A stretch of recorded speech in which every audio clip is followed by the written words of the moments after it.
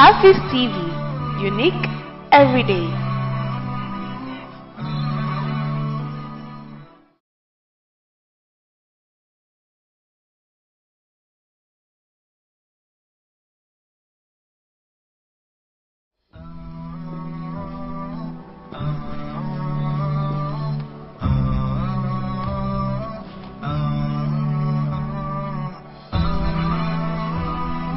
HAFIZ TV, unique every day.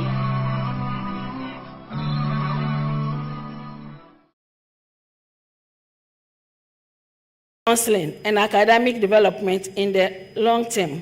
We seek to use the impact of education and skill training on breaking cycles of poverty and despair, facilitating financial independence through economic empowerment, and reducing over-reliance on government. As we move forward, we would love to explore future collaborations with the Obaasima Foundation, the Office of His Excellency, the President of Ghana, Office of the Vice President, the First Lady, and other stakeholders to further empower Zongo women and girls. Together, we can create a brighter future where every individual can thrive. Thank you so much.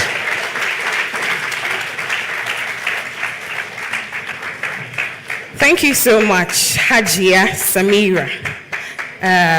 Mukhtar Safia, sorry, I apologize. Hajia Safia Idrisu. She is an educationist, she's a trainer, she's a youth mentor, and women's empowerment advocate. And she's currently a facilitator under Ghana TVET and also the head of Home Economics Department at Al Basar Senior High School. She's an entrepreneur and founder of Nurturing Nest Educational Center and National Girl Child Coordinator for Muslim Women in Teaching Ghana. So you see, we have only the best here at Obaasima. Thank you so much, Hajia. We'll also take a goodwill message from Hajia Samira Mukhtar. She's an entrepreneur and real estate developer and a gender advocate as well. So please put your hands together for her.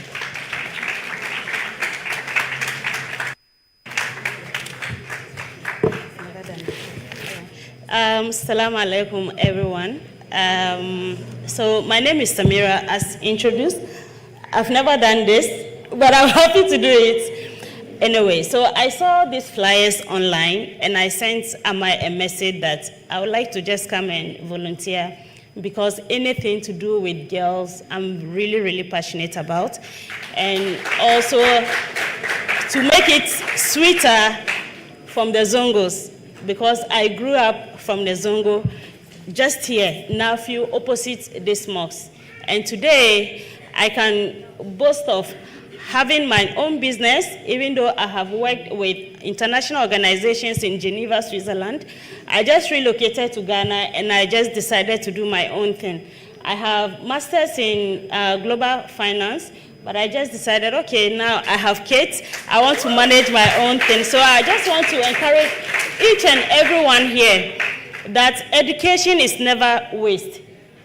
Once your parents are there supporting you, sometimes even if you don't have anyone, trust me, you can do it yourself. I was selling wache when I was at the university. I worked with Stambik, I left Stambik, got married, and today I own my own businesses. So I'm just here to encourage each and every one of you that you can do it. It doesn't matter your background, where you are coming from, you can do it. Okay, young ladies? So Obaasima, Amma, thank you so much. Thank you.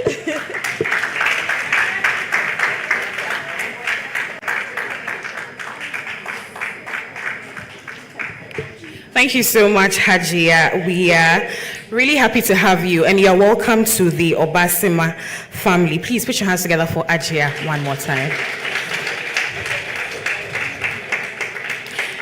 Right, at this juncture, I'd like to also acknowledge some of our sponsors who are doing the Lord's work, making sure that we are running. It's been so many years putting together the Obaasima summits that we have annually, and even though we are looking for more sponsors, it's only proper that we acknowledge those who are already on board. Our official beverage sponsors for this particular event, we have Verna Natural Mineral Water. Please put your hands together. And also we are going to be refreshed with some Bigo drinks. So please put your hands together for them.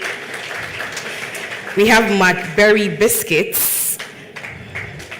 And then we also have Kivo Gari. Let me also, Kivo products. Why are you so excited? Oh, wow.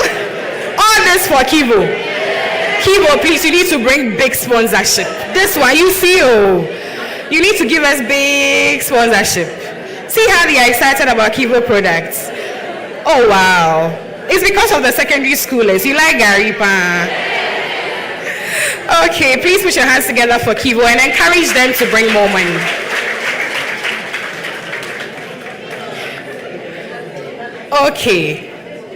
Okay, thank you very much. Let me also acknowledge some of the foundations that are here present. We have Mujahid Charity Foundation, we have Yaptasim Foundation, we have Shades of Muslimah, we have the Light Up Foundation, Empowered by Highness, We Will Do Foundation, Safari Foundation, we have Hijab Teens Ghana, and we'll be acknowledging the rest as we progress with the program. But at this juncture, let me invite to the podium a spoken word from Rabiatu Muhammad. Please put your hands together for her.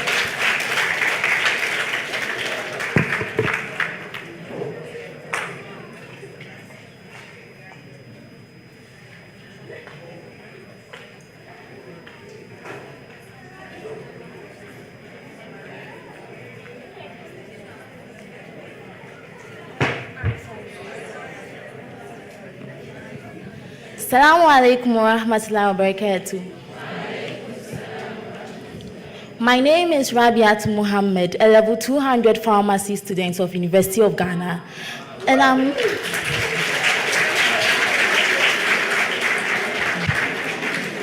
I'm here to present to you something real, something raw.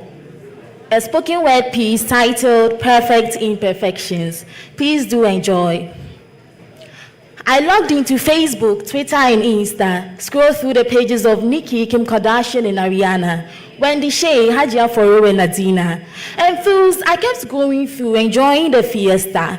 Then I looked in the mirror and saw my reflection. Simple girl, epitome of imperfection. Big waist, acne, freckles, body shape, that scar. A total misconception. With this, I made a wrong decision, one which led to my destruction. These celebs I saw as inspiration were just reflections created with careful narration. Upon realization, it boosted my adrenaline. If you still think you are too small, then your thinking is very wrong. You are more than you could ever imagine. Your flaws, your imperfections, they are fascinating, a form of identification. You are adorable, not despite, but because of them. Come out of your shells. Anta Jamil, Auntie Jamila, be unapologetically you, because you are special too. Let your confidence swell up. Believe in yourself and build up. Accept your flaws. Why? Because your imperfections are perfectly imperfect. Thank you.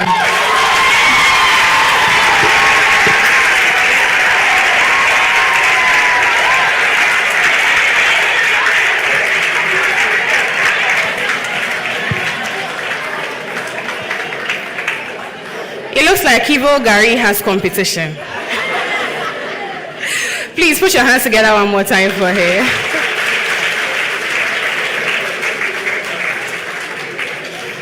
Right, I think we're already having such a swell time. We are having an absolutely amazing time here at the Obaasima Zongo dialogue. Can we please be silent? Thank you. So we want to get started with our program officially for today. So allow me to call our very special guests who are here present with us and who are going to be doing the Lord's work. speaking about reimagining the future for today's women. They are going to be digesting this particular, theme and making us understand what the challenges are, but not just the challenges, but how to address them. One of the most important things about this particular dialogue, the reason why we call it a dialogue, is not just for our speakers to mount this podium and talk and give you a lecture. We actually want to encourage you to also participate, want to encourage you to also ask questions if you have any, and if you just have contributions as well, there will be an opportunity for you to do that. So let's set the ball rolling. First on our list is Dr. Miriam Rahinatu Idrisu. She is the policy advisor on social sector at the office of the Vice President, Professor Nana Jane Opoku Ajaman. Please put your hands together for her.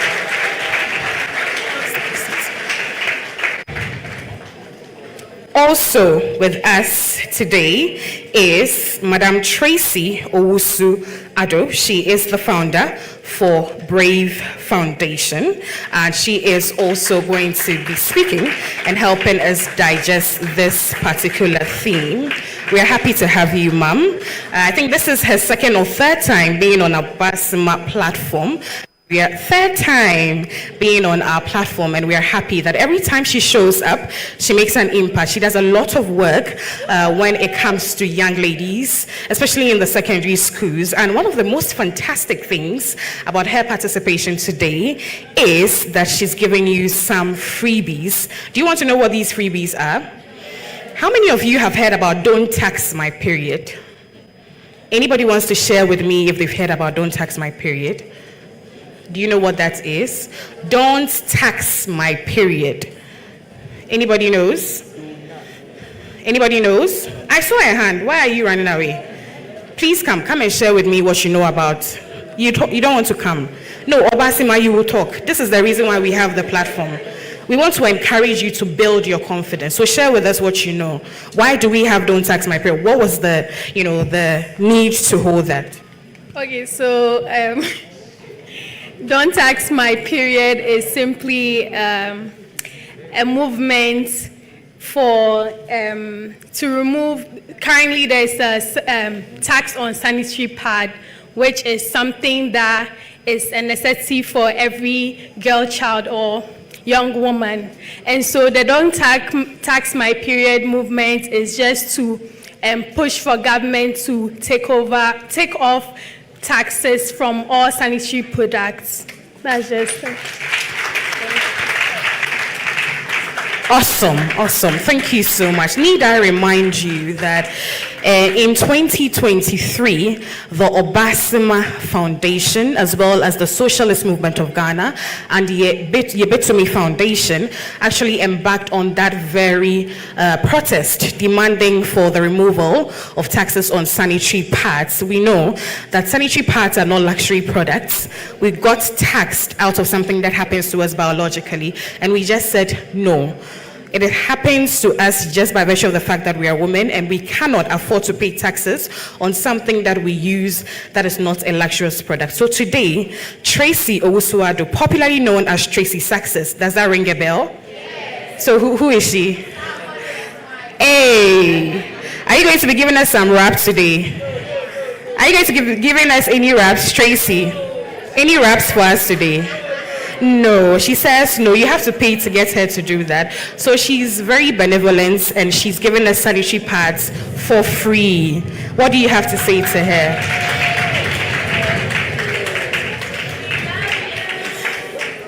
Can we all say a thank you, Tracy? Right, we do appreciate it. This is something that means a lot to us as Obaasima, because it's a cause that our executive director, Mamiama Pratt, led, as well as leaders of the socialist movement that I belong to as well. We haven't entirely gotten to where we want to get to in the fight against the removal of the taxes on sanitary pads, but we've made a little bit of progress, because now the government has told us that these taxes are no longer applicable to sanitary pads produced in Ghana. And as benevolent as this current government is, it's promised to give free sanitary pads to girls in the senior secondary schools. I'm sure the rollout has begun, and we are happy with that as well. Perks of having a vice president who is female, Professor Nana Jane Opoku-Agyeman. She's not here, but please put your hands together for her. We love to see it.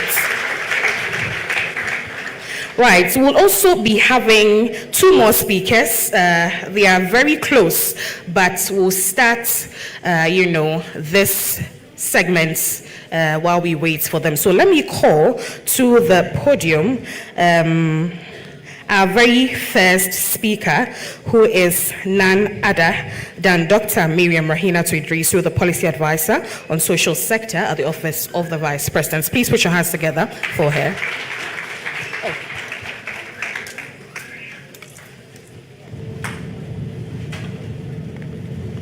Assalamu alaikum.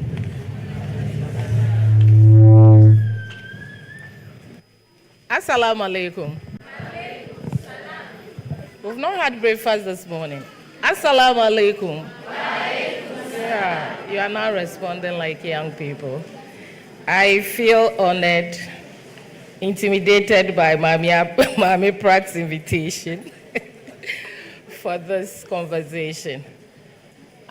It's always exciting to be in the presence of young people, the future leaders, our potential.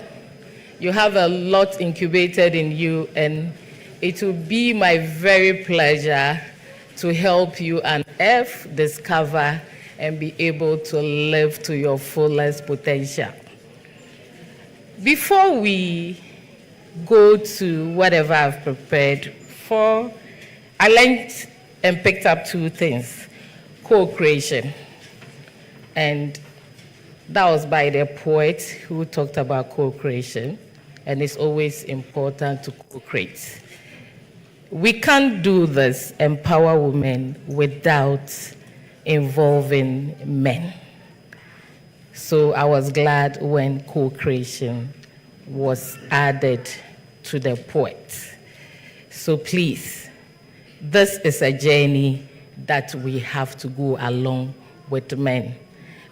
The emphasis, unfortunately, is on women because most of the burden of the negativity of our social issues affects women than men. The burden of and the evidence of pregnancy is on women. The burden and evidence of child marriage is on women. The burden and evidence of sexual and gender-based violence is on women. So I just want you to know that in co-creating and coming up with solutions, we cannot leave our men outside of this conversation. Women do not get pregnant alone.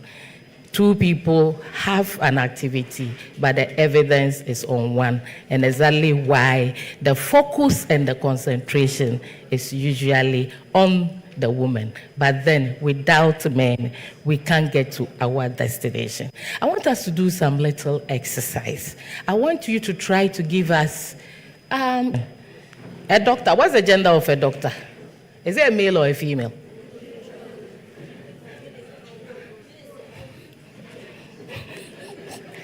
What's the gender of a footballer?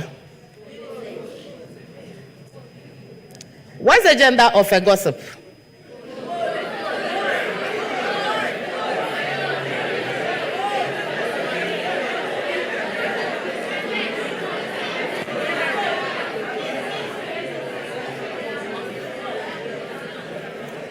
What's the gender of a vulgarizer?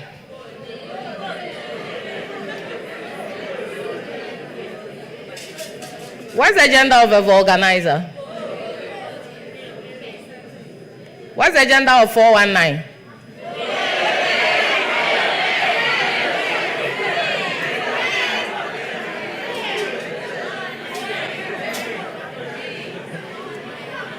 What's the gender of a cook?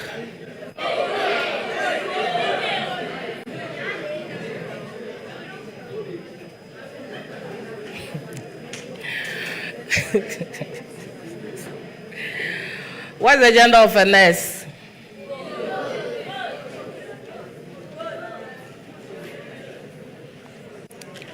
Great.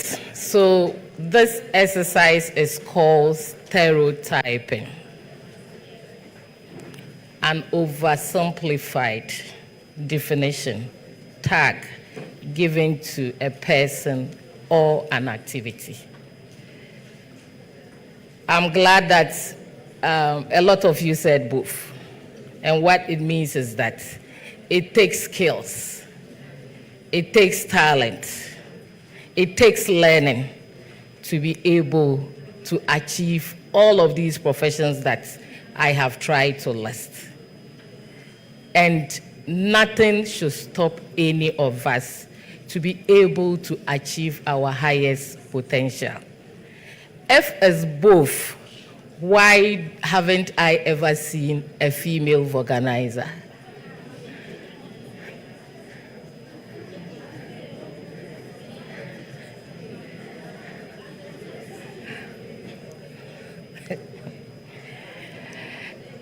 Anyway, so what I just want to encourage all of us is that once it's a skill, it's learned, and we can be able to do and do it well. For a lot of the young mothers who are here, how does it feel like being examined by a male gynecologist? How does it feel like?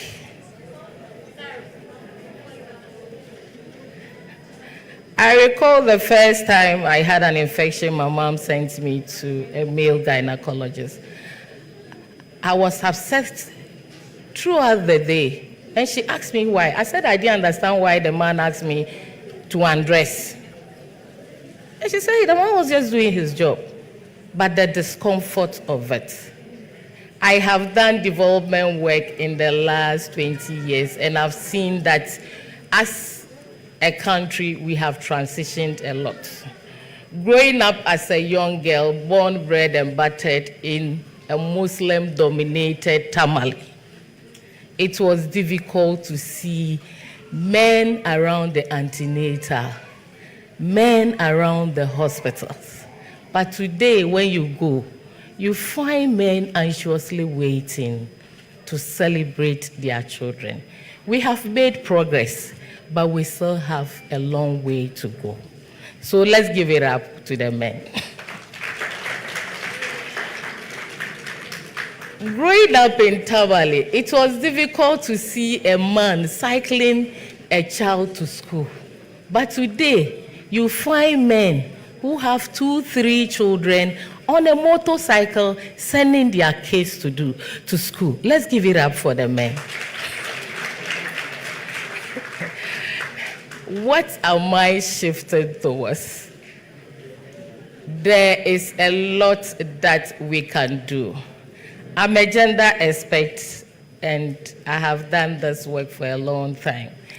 The challenge is that when men refuse to participate in what in gender we call the reproductive role. We have the productive role, that is what we all do to bring income to the house. Then we have the reproductive role, that is rearing and taking care of the house. And in that space, a lot of men are absent. I always tell young people that the power to nourish your own self shouldn't be given to another person. We were all here during the COVID. Granted, your wife was sick. Granted, your wife was hospitalized or even had COVID. Were the children going to starve to death simply because you didn't know how to cook? Listening to a documentary in Kenya recently, lots of women now bring their mothers to the city to help with child rearing. The first time I visited my big sister in the UK during my undergrad, I was like, but why is it that you always bring our mom here? You never bring our daddy to also come and enjoy this place. Staying with her 2 weeks, I appreciated that, of course, when your daddy comes to live with you, he's going to add multiple burdens to the burden that you are going through. Because by the time you come from work, your mom would have bathed the children. Your mom would have cooked. Your mom would have cleaned up. But your father will cross up waiting for you to bring him water to drink. So if you were to make a selection of the two, who will you select? So what I'm drawing on is that it is time for us in this century that we learn to do certain things. At least COVID has told us that we have to empower the men also to be able to take responsibility of their lives. Like I said, I was born, bred, and buttered in Tamale. The fact that you find yourself in the empty nest period, men die early. The fact that you are going to just pick water, draw your own water to go and bath, not to give to another person, is enough to give you blood pressure.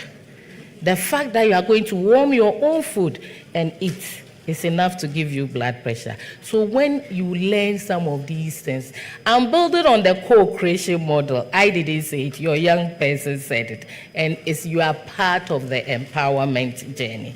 So I want to dwell a bit on the men. One is a skill, it's a talent. I think that now I see a lot of the young girls in the mechanic science industry doing a lot of learning.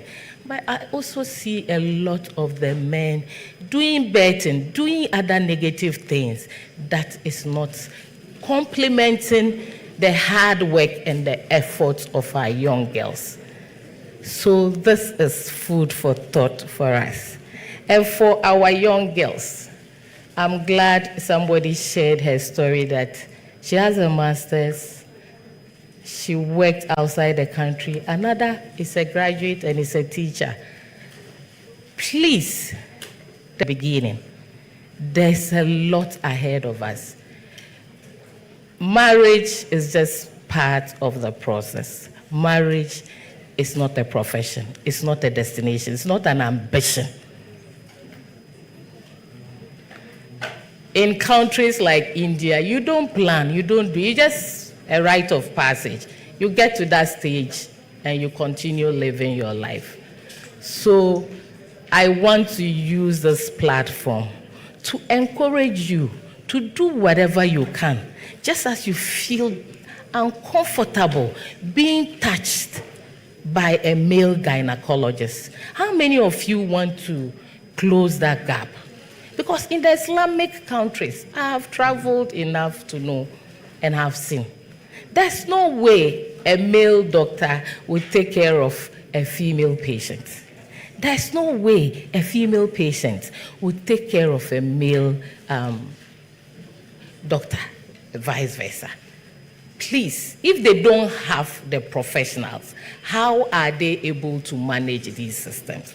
Don't let culture, don't let religion be a drawback, because I have been to conferences where I meet Muslim professors and they are up there doing amazing things. Probably the next time I'll get a video or two, then you look at it, then we'll have a conversation around it. So on this note, I want to say that the next time I come here, like, was it Tracy or the one who gave the opening address? The sky is the beginning. I want to hear you put out ambitious professions, things that would make a difference in the country. If today we have a vice president who is a woman, then you can do better than that.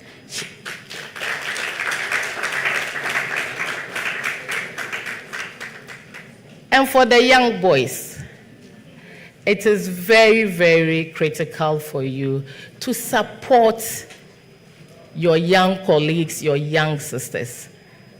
Intelligence is not a man.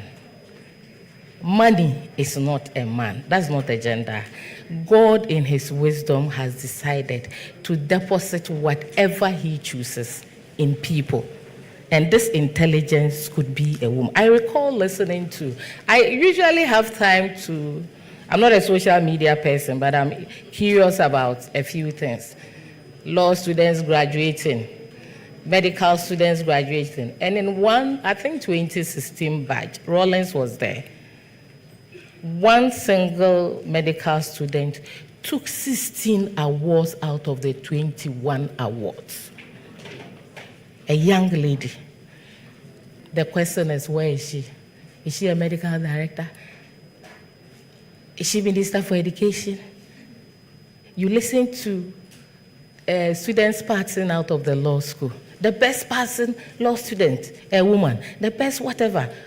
GBA president. I think for the first time in Ghana, we've recorded a female as a president of GBA. Let's give it up for her. So to my young ladies, whatever that will be a barrier to your destination, please take it out.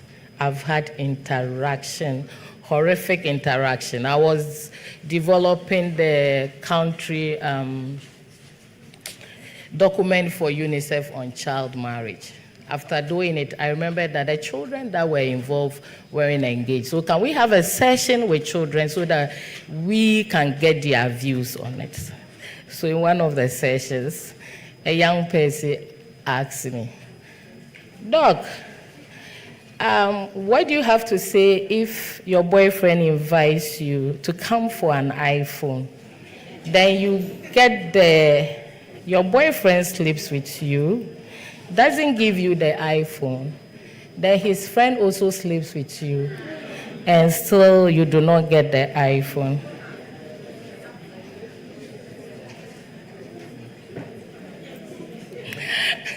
My colleague nearly died of epilepsy. I told her that if you react like this, the young people won't talk. Let's allow them to talk. But what are we arriving at? Before the session, I asked her, what do you want to do? And she said she wants to be a lawyer. So my question to her was that, so the process of becoming a lawyer, where does the iPhone fit in? Then she was quiet. Plus or minus iPhone, I think that you can be a lawyer. So let's focus on our destination. Let's get good destinations for ourselves and don't let anything distract you. On this note, thank you.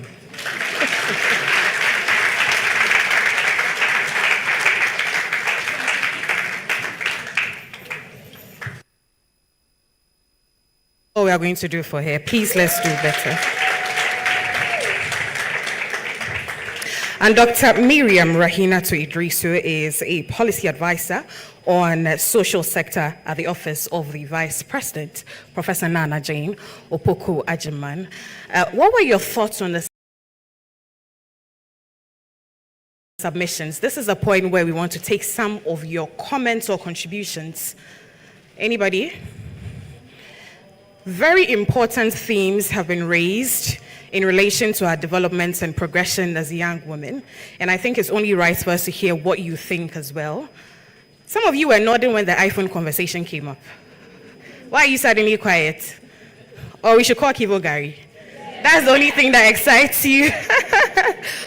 But I think it's very important, especially for us as Zongo women, girls who come from that part of the country. The competition is not really about, career advancements and so on and so forth. It's literally about who is getting married and who is buying yai this Sunday. I lie.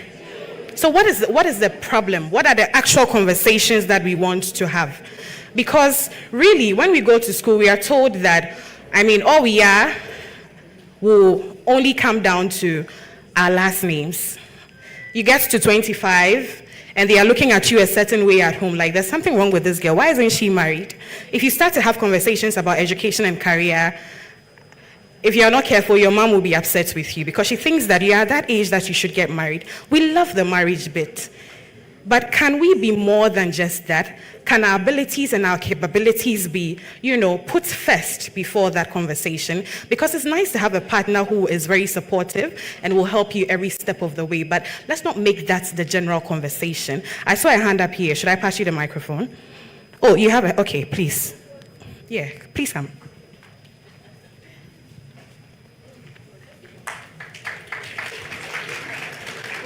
So, don't worry, I'll take it from you. I have a question for Doc. Okay. So my question is, how can we engage men and boys in promoting gender equality and changing harmful norms? Thank you.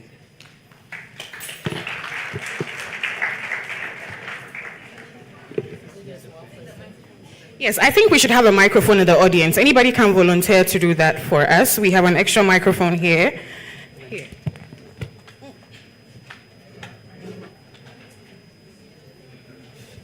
I see a lot of hands, please. Oh, you're making our hearts very happy. That's really interesting.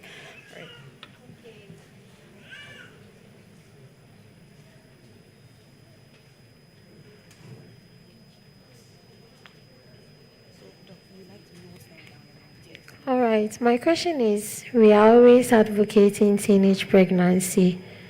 We always talk to the ladies, but still it is going on in the rural areas.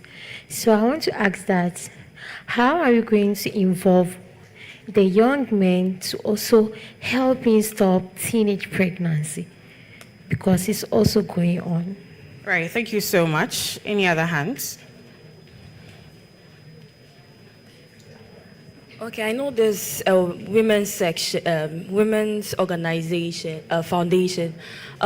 She said something about the men engaging in activities that are actually not good for them, but the women are actually doing the right thing these days. I want to ask, is there any platform or organization or foundation where men can also be guided, taught how to do certain things at home? Because in the Zongo community, men are wired to act a certain way, and at the end of the day, they grow up to become people they do not want to. Because recently we did a podcast during our school section, and we found out that most of the guys were saying they didn't have, their parents were absent. Their parents actually were focusing on the female instead of the male child, and I think we should give room to the male child too, because they need it.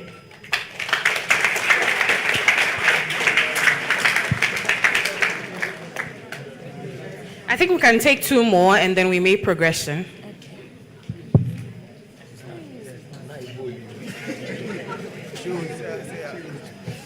Okay. Assalamu alaikum. Please, I want to say something small based on what Honorable Miriam said. With regards to the iPhone, I witnessed this in Zongo. A friend of mine bought iPhone 14 for his girlfriend, and someone bought a phone cover. Then, so I was like, how? So please, I want to give out some questions based on that incident. So, what are some common challenges women can face in societies or communities that leads to such impact? How can someone buy a phone and someone will buy a 20 series cover? Then how? Like how? So my question is, what are some common challenges women face in communities or industry? And also, how can we work together to break down these barriers? And my third question is, what's one thing you wish people understand about women's experiences? Thank you very much.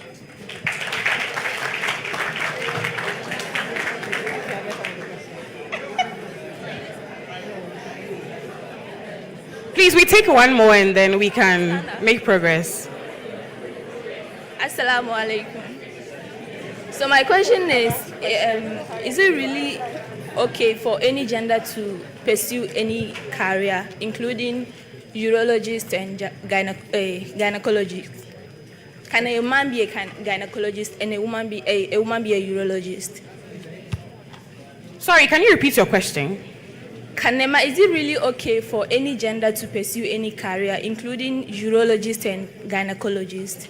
Okay, outrightly, I would say yes, but I'm not in the position to answer any of the questions, so I'll refer you back to our very esteemed speaker.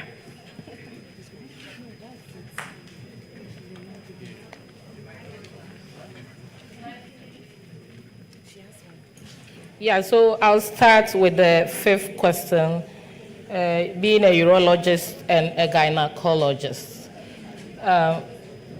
Is that right? Yeah, so they are both professions, and it's about passion. I had a colleague in Burkina Faso who set out to be a medical doctor, but it got to a point his emotions weren't strong enough, so he had to divert and become a nutritionist. When it got to examination of female patients, he couldn't withstand it. So urologist is about the genitals of men and anything that has to do with their productive and reproductive organs and all of that. It's a skill. If you have what it takes to take it up, I think that nothing would bar you from advancing or taking up the profession of being a urologist. But the statistics in Ghana speaks in favor of more females going into gynecologists, and I'll be more than happy to support a few if you want to become a gynecologist. Yeah. Then the fourth question was on phone case and phone or something. I think that this present generation lacks focus, lacks direction, lacks purpose. No matter what the mosque, the church, the school teaches and directs you, as an individual, you should have a purpose. You should have a destination that every day you are competing with yourself to outdo your own self. It appears what adults tells you doesn't sink much until you are involved in some chaotic challenge, then you learn. You do not learn only through chaotic experiences. You learn from others and from our homes. We've all seen it. We all have them there. Those who have dropped out of school, those who have taken to drinking, those who are into drugs, those who married early. We all have them in our families. You don't need to experience it to be able to tell your story. You might not be lucky to tell your story. So let's get our priorities right as an individual. Everybody has an iPhone and you don't have, so what? Everybody has a boyfriend and you don't have, and so what? Everybody has a girlfriend and you don't have.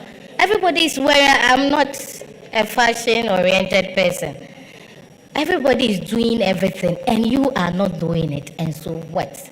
Like I said, God in His wisdom deposited some talent in everybody. All you have to do is to discover that talent. The person who does my hair, I'm in dreadlocks, is a man. He does it so well. I travel all the way from Abokebi to Tema just to let this guy do my hair for me, and I can imagine the stigma that this guy had to go through starting to learn how to do his hair. And the same men who laugh at him, and even some women who laugh at him, now text, call, and beg for money. Yet when they say come and learn, you say it's a feminine trait. Please discover the same thing that I might use 10 hours to do. You might use an hour to do that. Then you realize that that is your strength.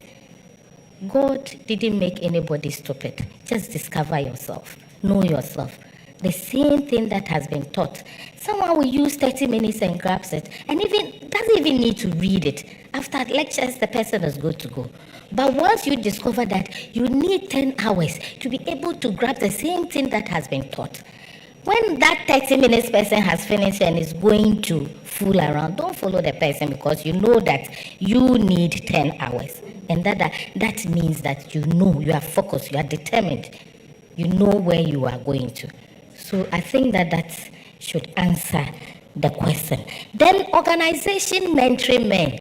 Yes, there are a few organizations that mentor men.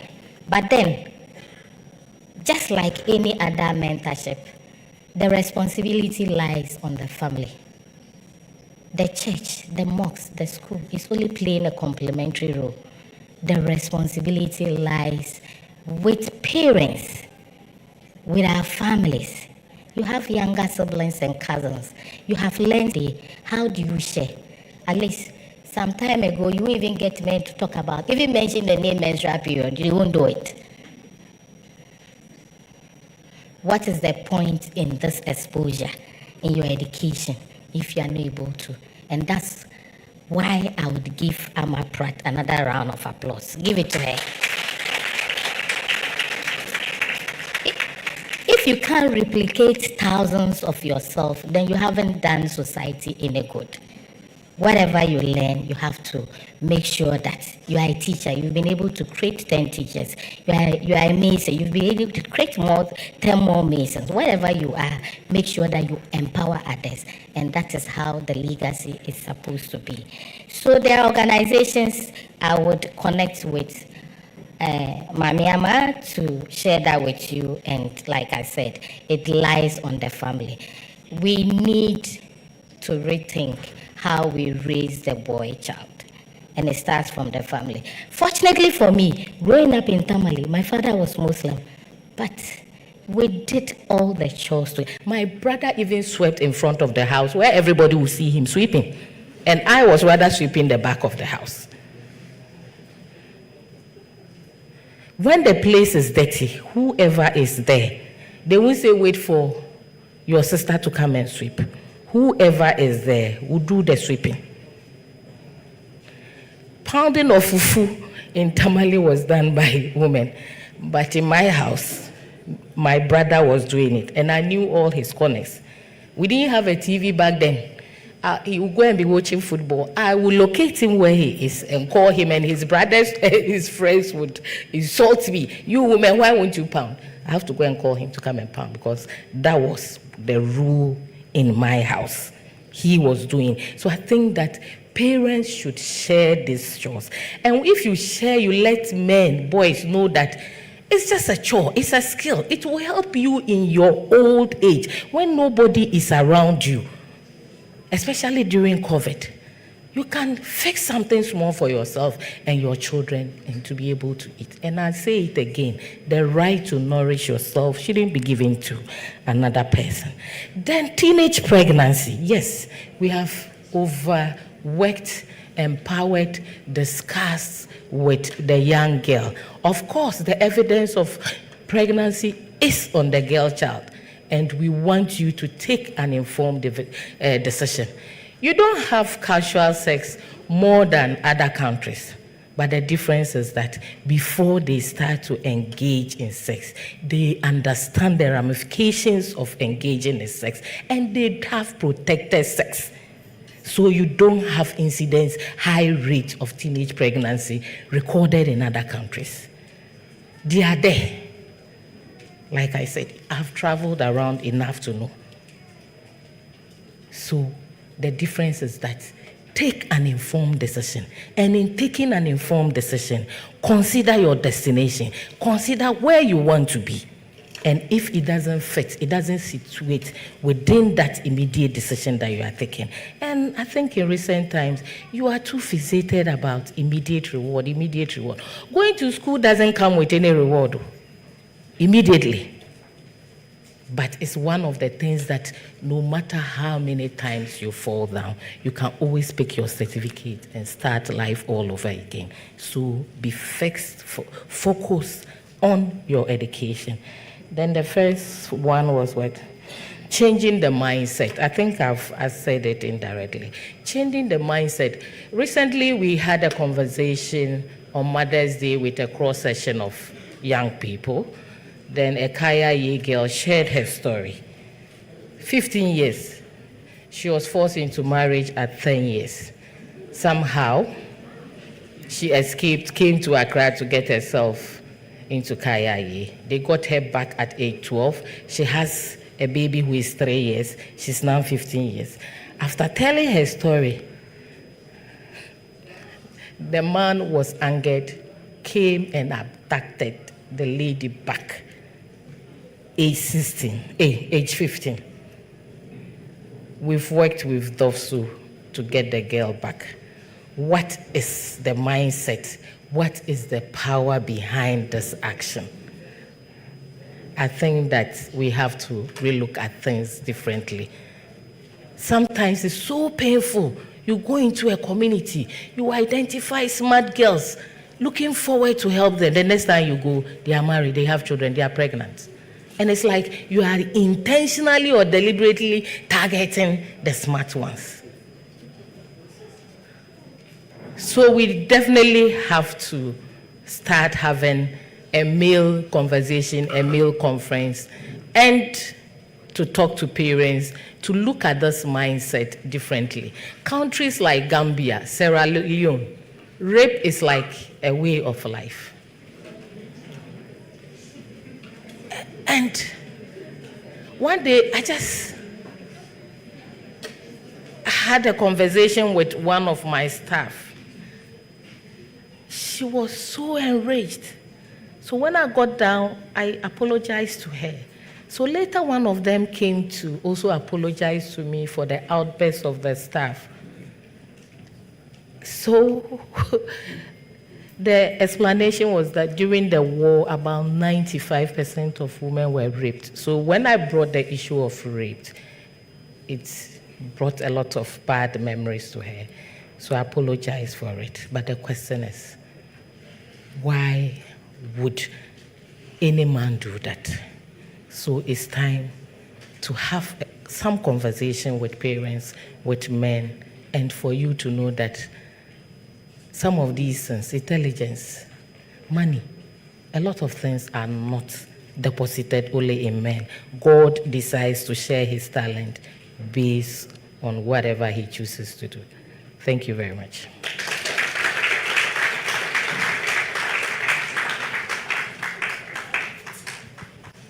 Thank you very much, Doc. I think that is very important that we have these conversations, and she's pretty much summed up, all of the questions that you have asked. But right at this point, we are going to call on Babanjama.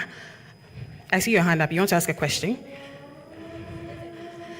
Can you please hold on for us? There's going to be an opportunity for us to have an open forum and have discussions and ask questions. But in order not to make the program drag, let's try as much as possible to make progress. Let's take a quick break here, have some musical performance or musical interlude by Babanjama. Is he ready for us? I think we've been sitting for a very long time. We need to shake it up a bit, and then we can continue. You guys are excited?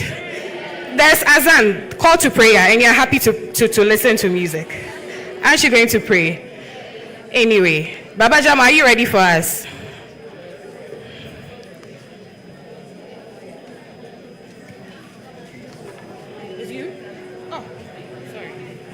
Thank you. You know, women are very dear to our hearts, and we really love them. I know you remember this song. Izan kasamu. Ko amsa muje. Izan kasamu. Masu zage su. Izan kasamu. Masu zage su. Adia Shamima, I see you. Mr. DJ, drop the sound.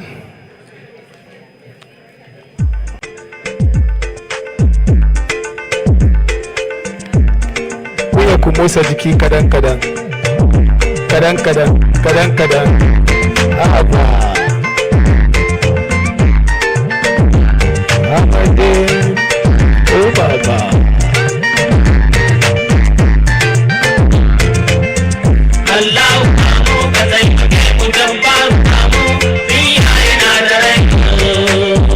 Allah ka taimake mu jabbaru mamu iyaye na da rayu. Allahu ba mu ka taimake mu jabbaru ba mu iyaye na da rayu. Allahu ba mu ka taimake mu jabbaru ba mu iyaye na da rayu.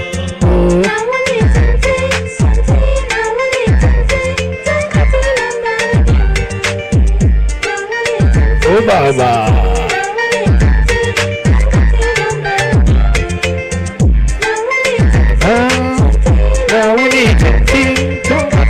bana biyani na wuni tinti santi na wuni tinti katilan bana biyani tabu sallah okay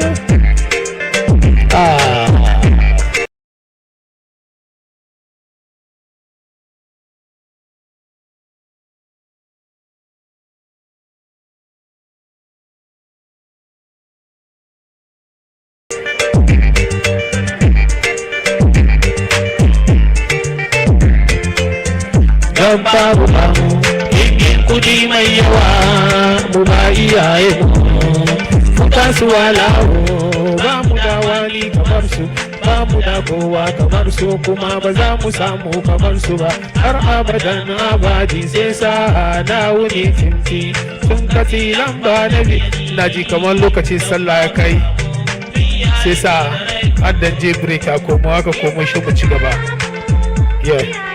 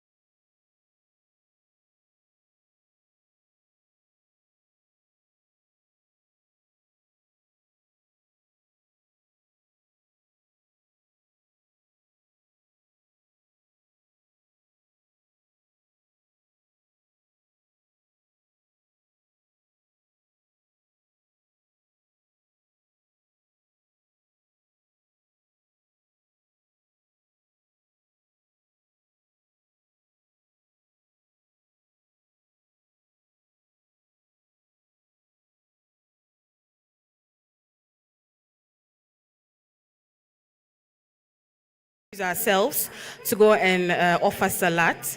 So I think right about this point we'll have to do that. More of our speakers are here present. We'll continue the program as we have scheduled.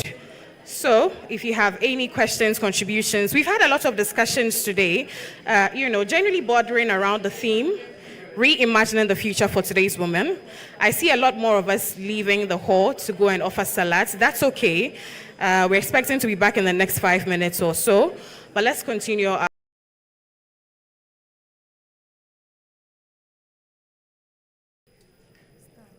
coming.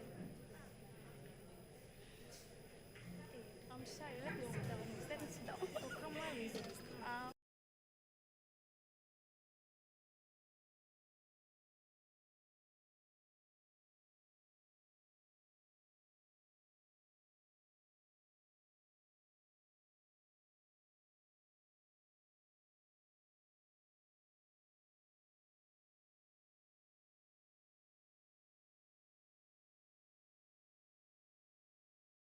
Where to start from is the problem. So in this case, what do you do facing such situations? Thank you.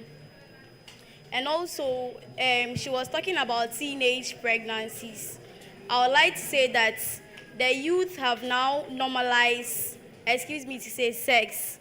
That is why of late we are facing teenage pregnancy. So I will advise our youth that they should stop normalizing the word sex.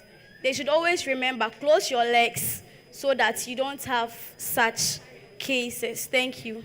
Right, thank you very much.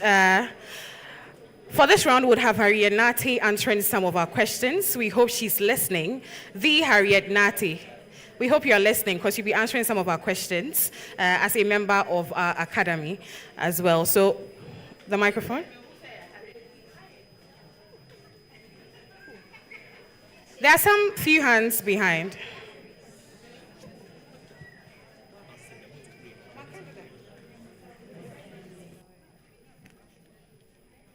Assalamu alaikum. So I actually wanted to make a contribution A lady was asking about career, whether both genders can offer any career of their choice. So I just wanted to say, as a Muslim or according to Islam, there are actually some career opportunities. As a female and as a male, you are not supposed to do that. Islam actually doesn't encourage a man to be a gynecologist. And then before you get to know all this, it's very good for you to learn both secular knowledge and then also your religion. It's very important because even in the Quran, it was said that you should seek knowledge even if you have to travel to China. So I think it's very important, whilst you are doing your secular knowledge, you should also force yourself to get to know more about your religion and then your deen. Thank you. Thank you very much for your question. Any other questions? It looks like there are more hands. So I was going to say that we should introduce sex education topics in our schools. From a very typical Muslim home, sex is a topic my mom would shy away from. Even when I heard it from school and I wanted to know about it, as a Muslim, I don't know whether it's Islamic, I was not supposed to, but she didn't want to talk about it. I got to know those informations outside. And it wasn't really nice that our parents wouldn't want to talk or do any education on sex education. Like, tell us, if you do this and this and that, this will end you here. And then when it comes to sex education too, I also think that women or men should be educated about birth controls. They should have an idea of what birth control, because these days you go to the hospitals and then you will find out that a lot of young ladies are contracting HIV, herpes, and then a whole lot of diseases because they have no idea about this sexual transmitted disease, which they could have avoided if they had used either protections and other stuff. Maybe, I'm not saying they should have sex, but have a fair idea of their sexual, even for married men who do not want to, for maybe they want to enjoy their marriage till they give birth, they should know about birth controls, and then when they are ready, they could go off it. I believe sexual education should be taught in schools, at home, and then foundations, yeah. Right, thank you very much. I understand where you're coming from with that conversation, because really in the Zongo communities, it's really difficult to have, conversations around sex with your parents. It's sort of seen as, a certain way. So a lot of you coming from that side, I understand where you're coming from with the conversation. Even things like menstruation, it's really difficult to open up and have these conversations. But I think it's very important that you bring that conversation up. So this is a safe space where we're going to have all those difficult conversations, the things that bother us the most. So it's important for us to raise things that we think we do not understand and share our experiences as well, because it is in sharing your experience that other people will also, be inspired to speak up. Any more hands? Okay. Assalamu alaikum warahmatullahi wabarakatuh. Okay, so I would like to contribute more as a teacher and as a national president for Muslim women in teaching Ghana. I think Muslim women in teaching, we are duly represented, because anything concerning women, girls, we are there. But I would like to use this opportunity to plead with Obaasima Foundation that I think it's a time we collaborate.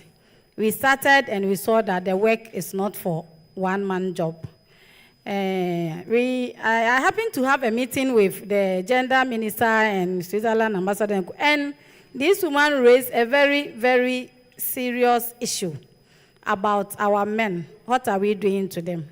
We have a fashion center training the girls, and sometime a man will call me that I want my wife not to come there, and she has come. And the next time you allow my wife there, I'll come and bend down the place. Yes.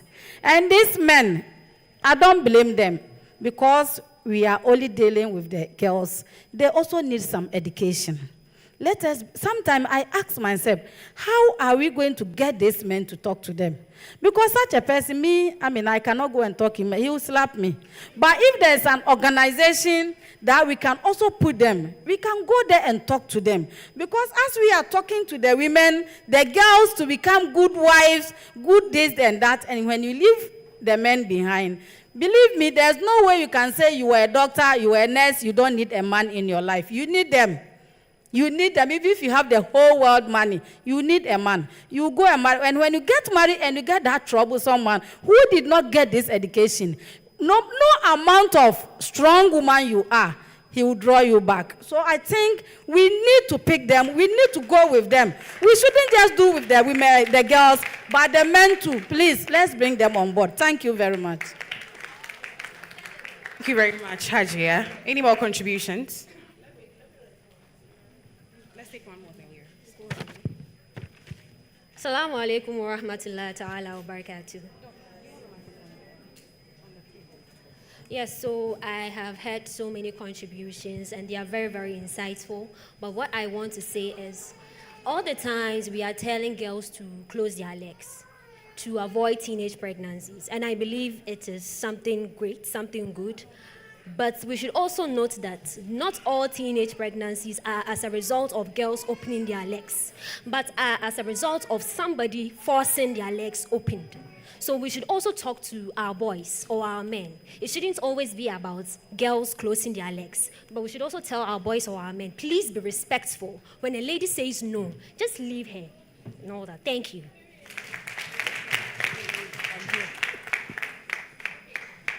Can we quickly take some answers from Doc and then we make progress? Yeah, so starting with the last comment. Is that okay?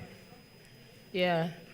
So I want to use this platform to encourage you that sexual and gender-based violence is not permitted by this country. Anytime you are forced to open your legs, there's a short code I'll share with you. You call and report. Nobody should force you to open your legs against your will. Report whoever that person is. So there's a short code for that.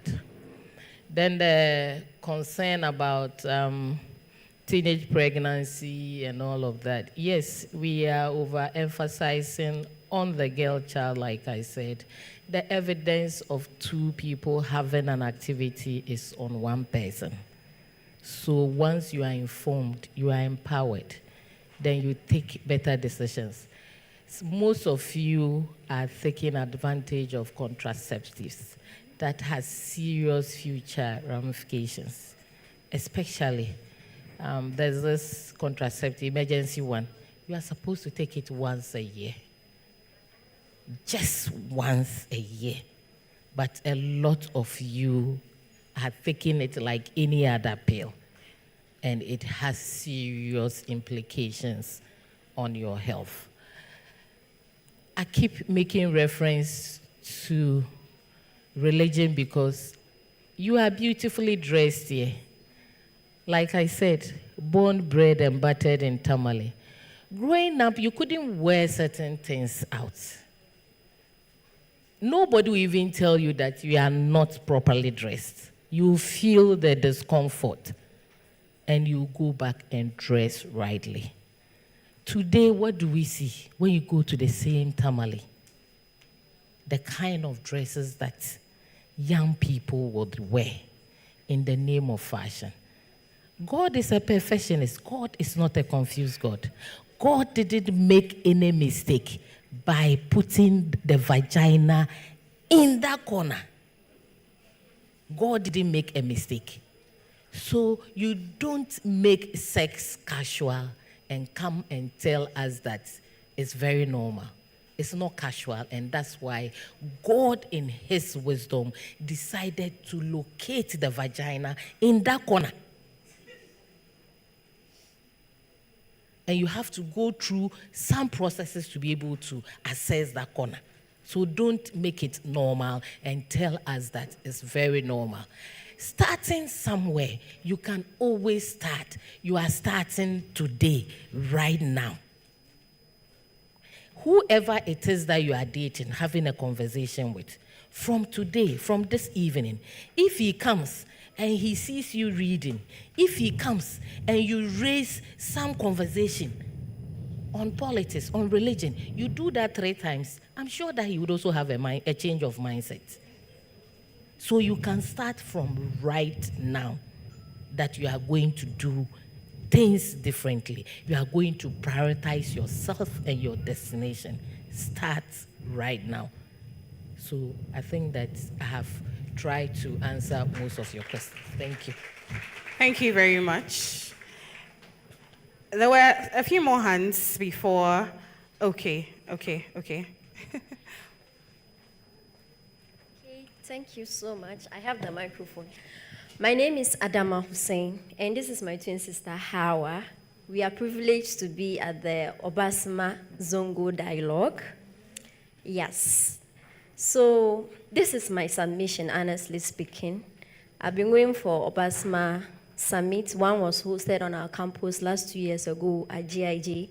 And I was there, I listened to everything. But what really brought me here today was the Zongo, name, right? Because I'm interested and I want to know what really transpires here. This is what I have to say. In Hausa, they say Budaido, which means eye has opened in English. Now, if there is a young woman here or a young girl here or a young lady like me who thinks that, oh, I have a lot of problems. There is this, there is gender stereotype, there is gender disparity, there is this where I cannot become what I want to become. It's a lie. Ido ya bude. Let me speak in Hausa so that you get it well. Bude ido. Menene bude ido? Shini chigaba. A woman can become a nurse. A woman can become a doctor. A woman can become everything so far as she wants to become. And it doesn't even matter the family. Sometimes the family is important, but hey, so far as you want it, it is your fight. That is why it's what Obaasima. It's a long fight.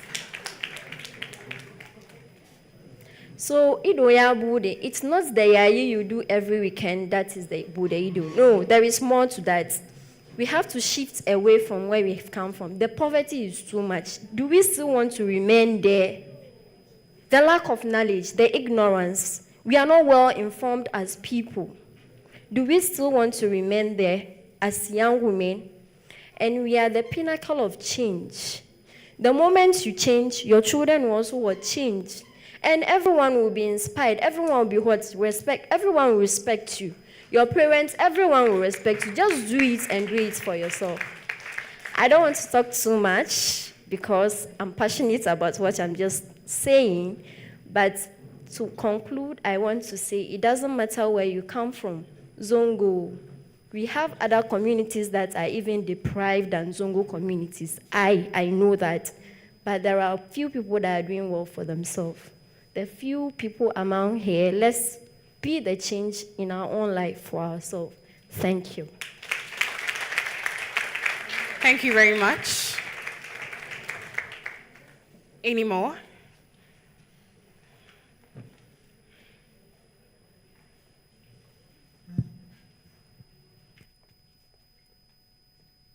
Okay, thank you so much. My name is Salma Ibrahim, and I'm also a student at the Unimac IG. So my question, and when Doc was speaking, she mentioned that a lot has changed. We've shifted from a lot of things. The male are included in most of the things the female do. Yes, indeed, a lot have changed, but there is still a lot for us to do. Now, my question is, how can we engage the community leaders, the chiefs, the imams? Because myself, I have a relative who is a youth leader, and whenever I go home, the only question he asks me is, hey, you've grown, when are you bringing a man home? And this is a community leader. He has people under him. So imagine the kind of people he's going to influence with this thought, not encouraging you to go to school, but rather asking you, when are you getting married? So my question is, how can we engage our community leaders, the chiefs, the imams, our fathers, so that they can also push us achieve what we want to achieve in our lives? Thank you.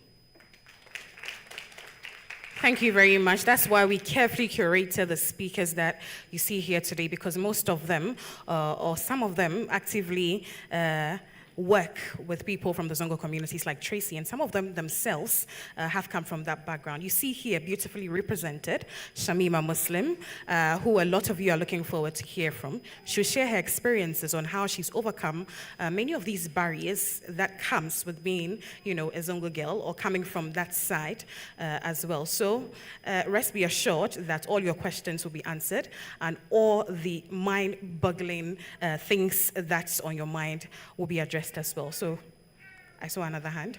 So just a little contribution, please, my young ladies, most of you in SHS getting to the uni, please focus, always focus.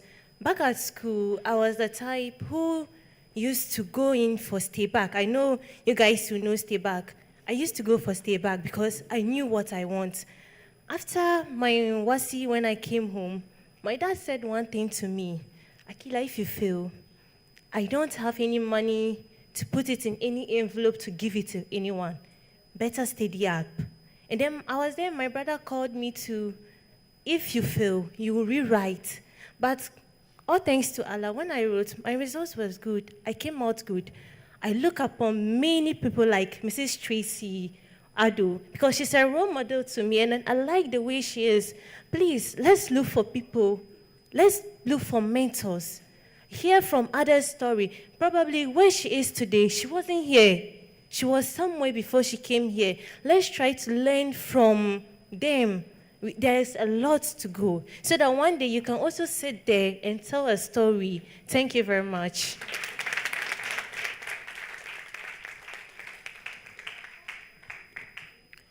All right, my name is Ruka Ibrahim, and my question is, ladies are always taking contraceptives and going for taking drugs and so many things not to get pregnant. My question is, why is it that ladies are taking all those things? Don't we have some things for men to also take to prevent unwanted pregnancy? Is it ladies that we're supposed to take all those drugs and go for injections and other stuff? Everything is on us. Ladies doing this to prevent pregnancy, ladies taking this from... Please, is there anything for men to also do, even if for surgery? Or ladies, am I lying? Even if for surgery, they should help us so that we will all help each other. Thank you.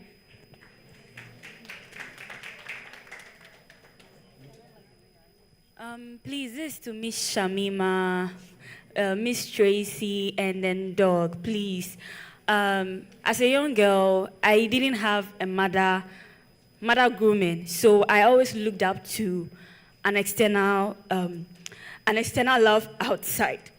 And it's hard when you don't have a mom to go to and to talk to, because it's heartbreaking. I want you guys to open your platform for young girls that will need guidance, because the world is very scary for young girls like us. And it's hard when we go out there with the world without our parents. Yeah, they said when you need a mother, that's all, but we both need our fathers and mothers, and it's very hard for me when I was navigating the world without both parents in my life. It's so hard.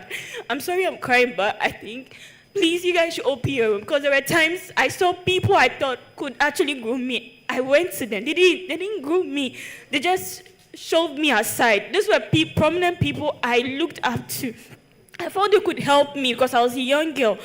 I felt like I had potential. I need them in my life. Even if they can't be there 24/7, at least their thoughts, their protection, whatever they would say to me would be a guidance to navigate the world. Yeah, thank you.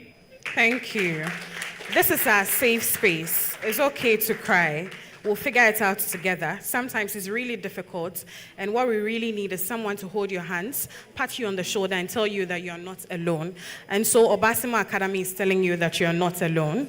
After this, please see me or see any of those you see wearing the Obaasima Academy shirt so we can sign you up for the Obaasima Academy mentorship program. And to all of you here as well who are just like here trying to figure out how to get to your destination, that is the reason why we have the existence of the Obaasima Foundation and the entire Obaasima project. Reach out to us. We are here to help you every step of the way, and we have amazing women and mentors who will help groom you to become what you want to become in future. This is our safe space. Feel free to talk about the things that bother you, and we'll both figure it out. So thank you for sharing your experience with us. Any other contributions? Please, to add up to what my sister was saying, she's not alone. I want to ask this question.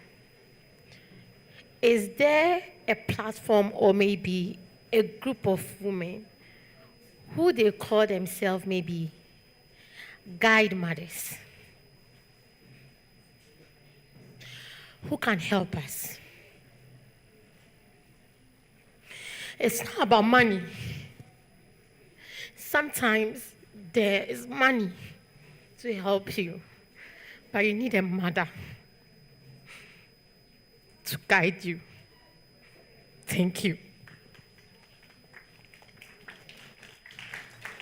Thank you very much.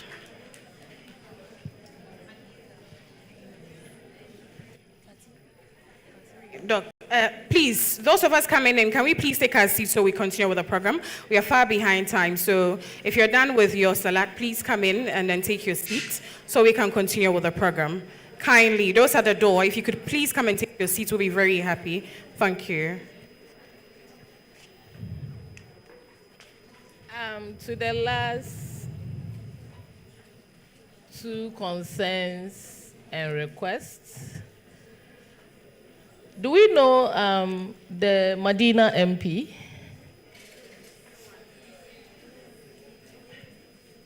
Honorable Sosu, right? He's one of you. He also grew up from the orphanage, and that wasn't a barrier to become an MP. Yes, we understand that the unspoken words of a hug, the unspoken gesture of just having a figure, a mother figure listening to you is important. I want to assure you that you are at the right platform and we are all available to give you the support that you need. Don't use this as a barrier not to live your best. People have living dead parents. People are living with fathers that abuse them sexually. People have fathers who are drunkards. People have mothers that they can't even talk to. It's not always what you think it is. I want to use this opportunity to encourage you that the only person that has unflinching support and love for all of us is God. And once you have God on your side, I don't think you should be discouraged. Yes, we are available and we'll go the extra mile to give you the maternal support that you need. Then the issue of contraceptive being so feminine. Exactly why we are having this conversation. We want to see a lot of you going into the sciences. It's a male-dominated field. So if they are producing the contraceptives, they are doing and pushing it on you. The only condom that they are supposed to use, they've even come out with a female condom. So once we have a lot of you going into the sciences, then you would also come up with innovations that would also target the men to be. But as we sit today, apart from vasectomy, there is nothing that would prevent men from producing or having children. So we are pushing that responsibility on you to take up the sciences, come up with some interventions that would also be focused on the men to also protect themselves. I think that is it for now. Thank you. Thank you very much, Doc, for doing justice to most of the questions that has been raised or have been raised. I see that a lot more of us have joined, and it's only right for us to continue with the program. Let me remind you that this is the Obaasima Zongo dialogue happening here at the Kanda National Mosque under the auspices of the Obaasima Foundation, which has been in existence for the past 6 years and counting.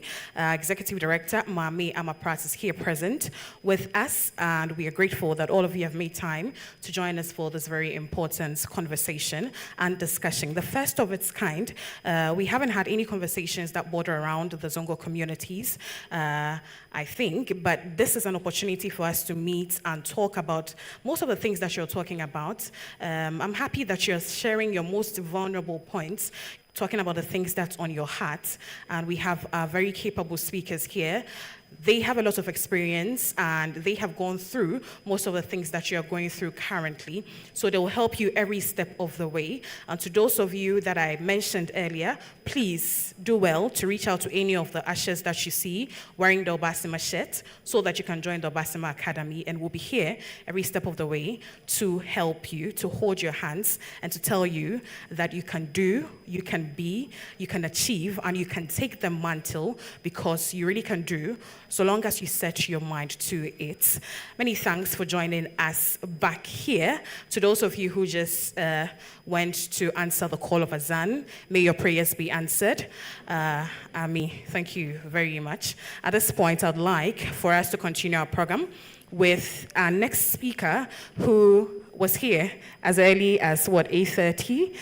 Thank you so much. We love you. We appreciate you. We appreciate the goodies you are giving to us as well. She's none other than Tracy Owusu Ado. She is the founder of the Brave Foundation, and she's here to speak to us on the theme, Reimagining the Future for Today's Woman. Please put your hands together.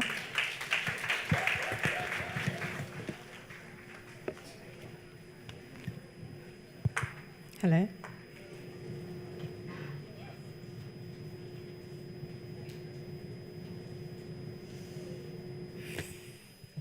Good morning. Afternoon.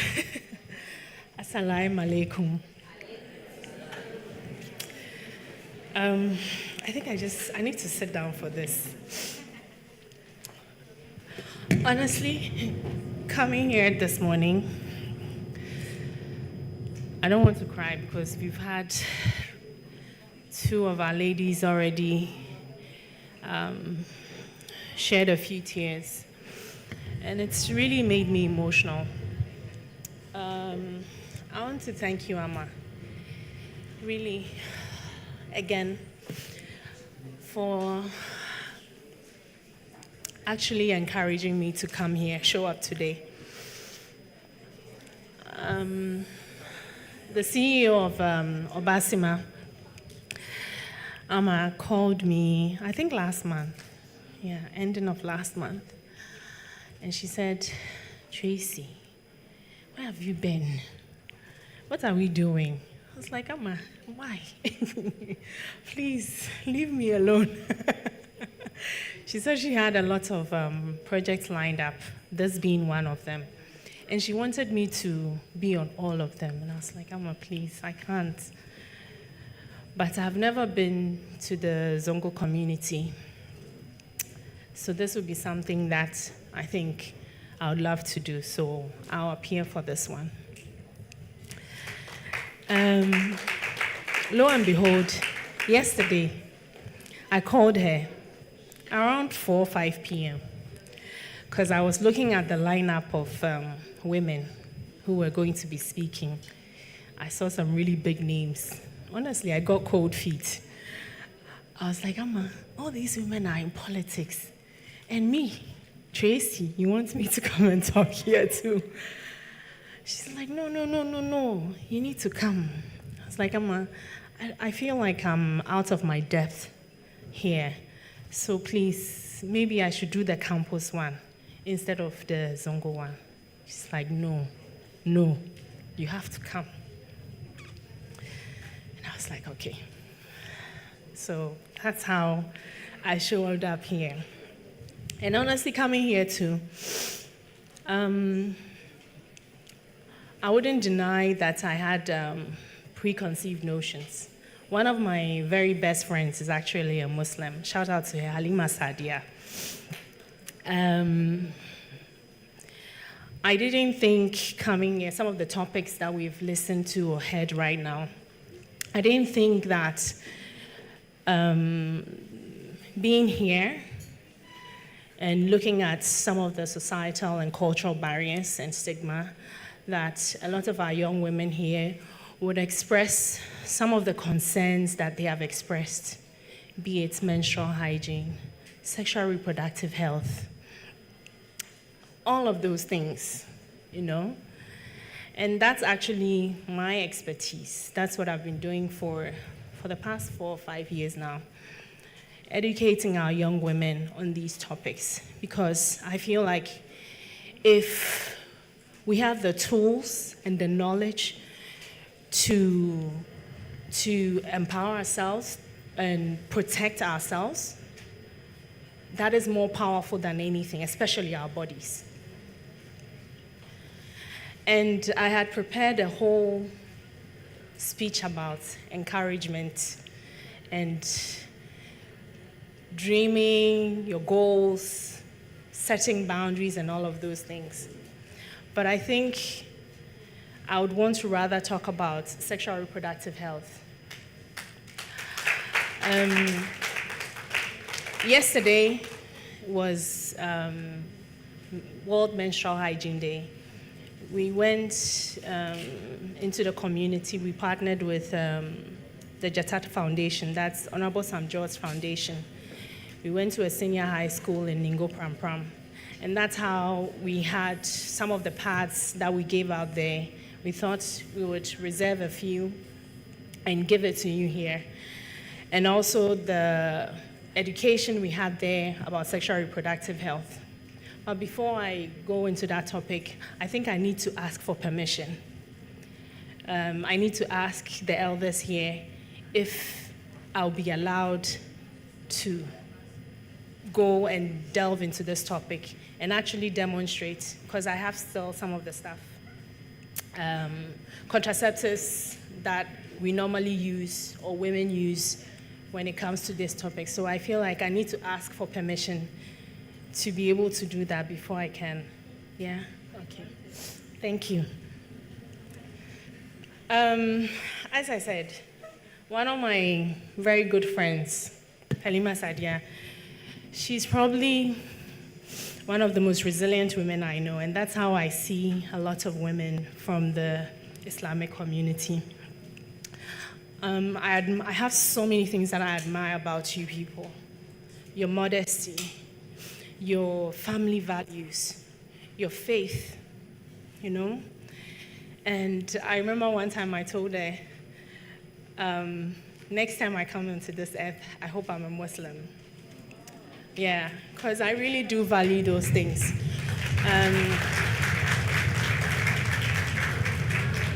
Family is so important to me. My kids, my husband, my mother, my extended family, because I believe they are people who really pour into us and make us who we are. So if you're fortunate enough to actually have someone in that space who encourages you, pours into you emotionally, shows you the way, I think that's one of the best gifts you can have as a woman, you know? So Amma, again, this thing that you're doing, please never stop, because coming here today, it really shows the importance, like the need, the impact of what you are doing.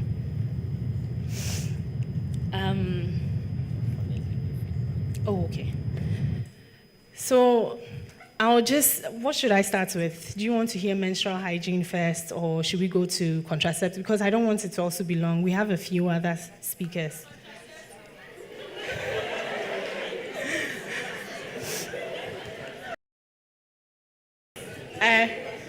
What should we do? Menstrual hygiene or contraceptives? Contraceptives.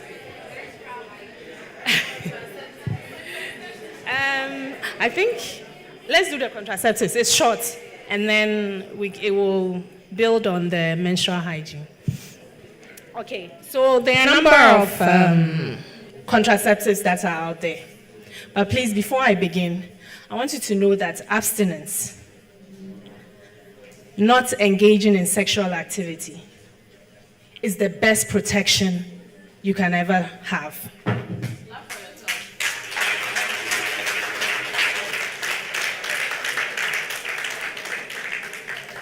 Honestly, because if you look at the way the world is going and the type of diseases that are coming, new ones. Now I hear it's not a sexual disease, but it's called monkeypox. And in the beginning, they were saying it was attributed to gay men. You never know. There are so many things that are happening. So really, abstinence is the best option. But if you are not abstaining, please, we want you to be safe. We want you to be safe out there because there are so many sicknesses. Someone mentioned herpes, chlamydia, hepatitis, gonorrhea, HIV. What else? Syphilis. And some of them cannot be cured. Some can be cured. Herpes cannot be cured,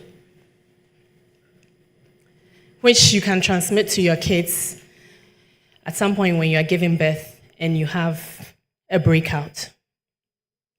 An innocent child. HIV, we all know. I mean, there have been talks of HIV being curable, but obviously it wouldn't be in the interest of the pharmaceutical industry to actually have a cure for HIV because it's $1 billion or $1 trillion industry. I think all the others can be cured, but we don't want it to get there. Okay?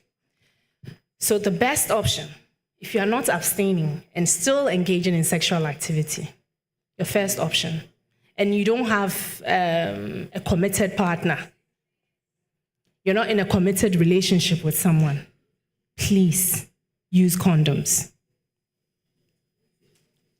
Please use condoms. Never let anybody trick you and saying, "Udi tofia, roba shehua, enyede."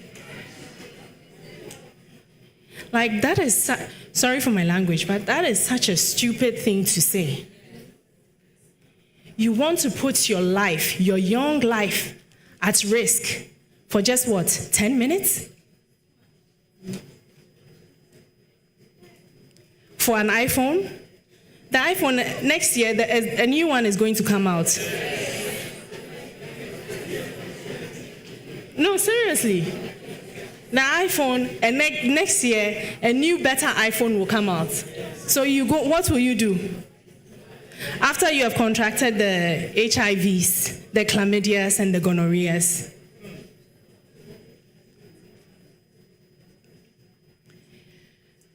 Use a condom.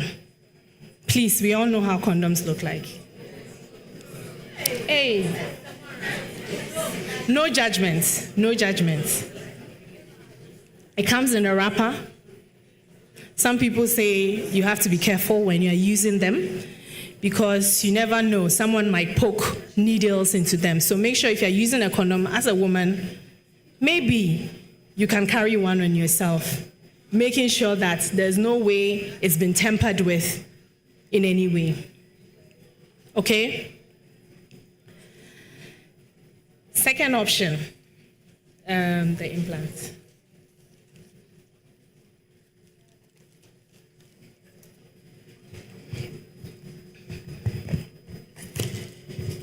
So this one, it's called the implant. Maybe I'll pass it around, or you first look at it. Please, this is not the whole, the thing that works is actually inside here. It's a very small chip.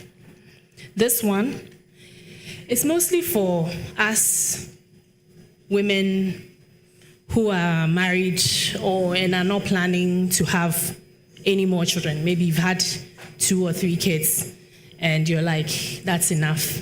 And you want to control the pace of building a family. So it's like a chip. They put it in your arm here.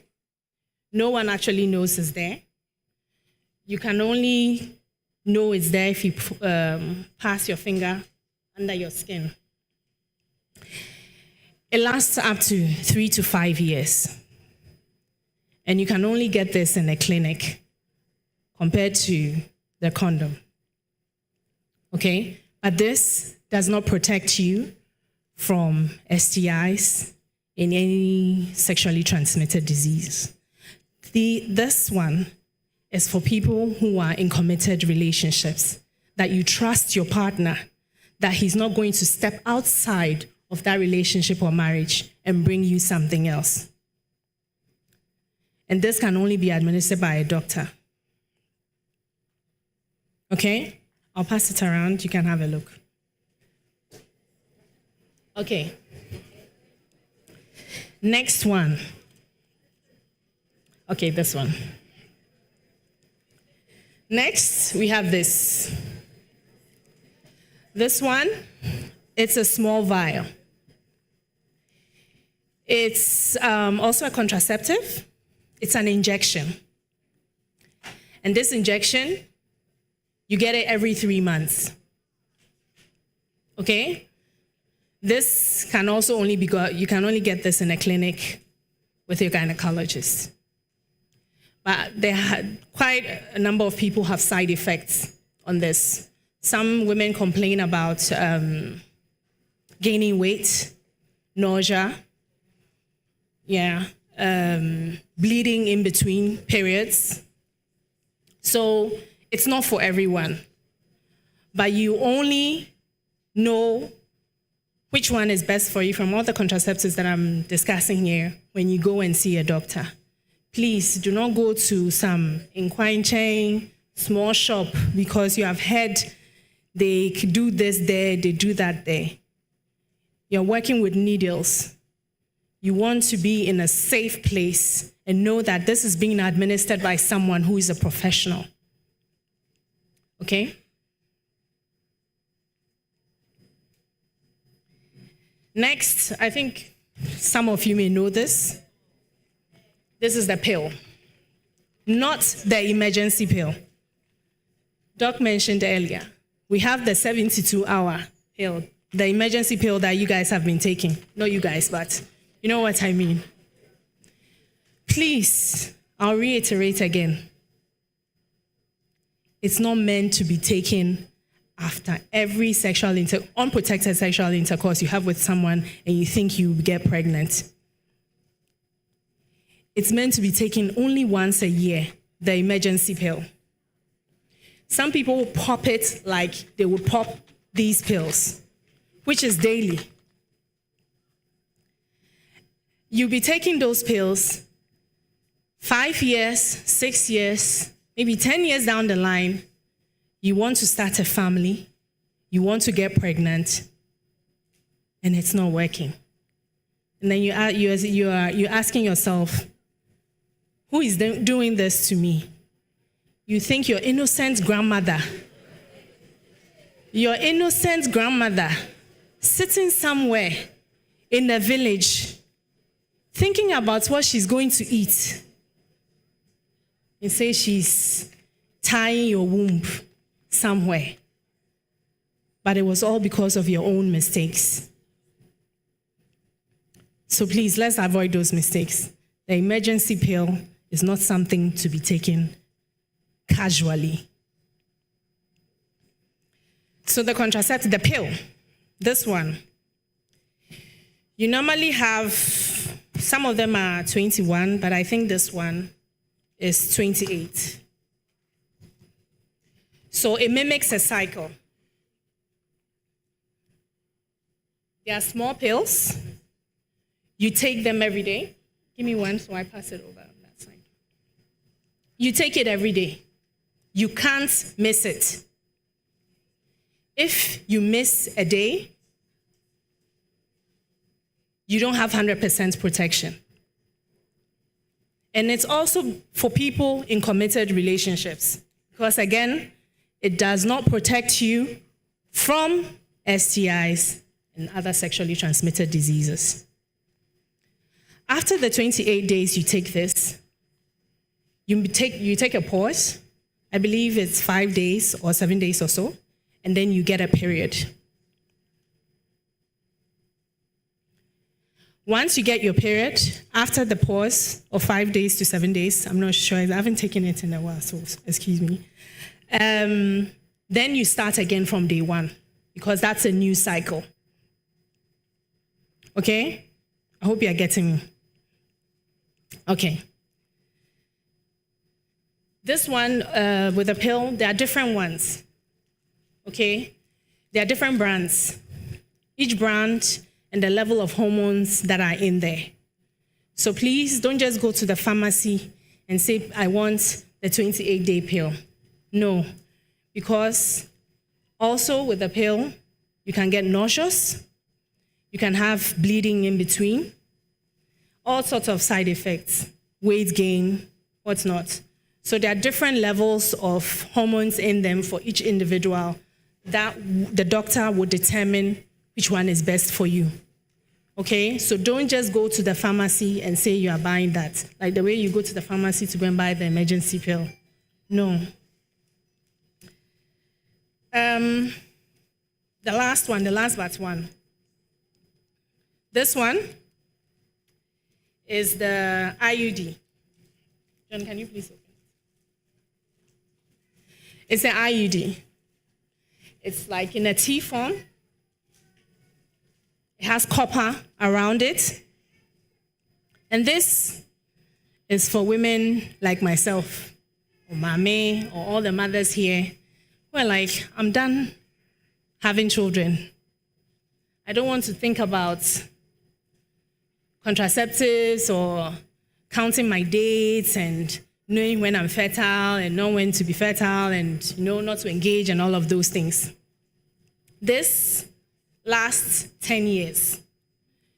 So what they do is, please, they don't insert this whole thing inside. It's just, it's just this small tea thing that you see in there. Okay? And you see the copper around it.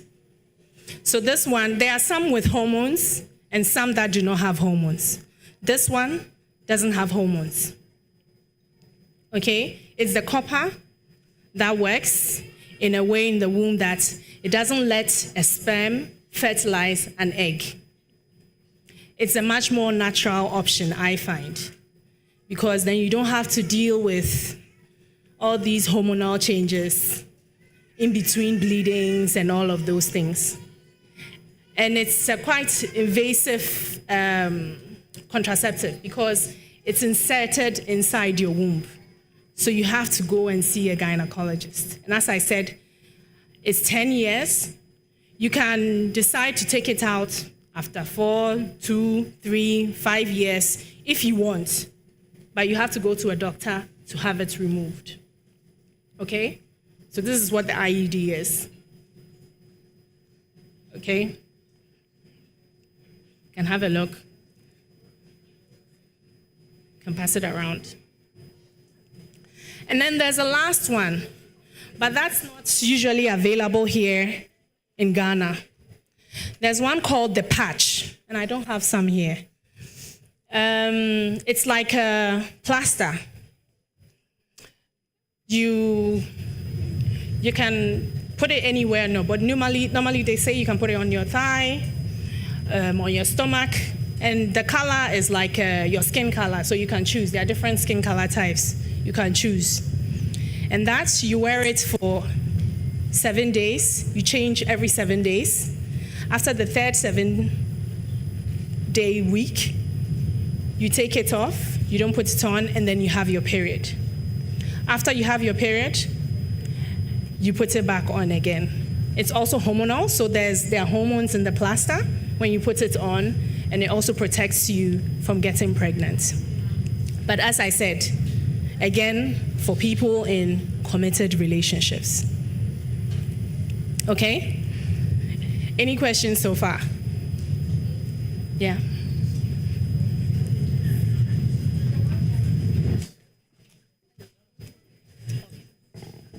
Please, I want to ask that the one that they also put it on their lab, the one that you're saying is The like plaster. the plaster. Yeah. Does it also have side effects? Yes. I would say it has. I've used it before. Nausea, but it's different for everybody. Okay. Nausea, sometimes in between bleeds. It's quite common, but everyone is different. And as I said, there are different brands. But you wouldn't get that here in Ghana. I've never seen that here. I only saw that in the UK when I was living in the UK, and I used that. But the rest of the brand, they are in Ghana. Yes, so all the other ones I showed you, they are all here. I bought them all here. Okay. Yeah. Anyone else?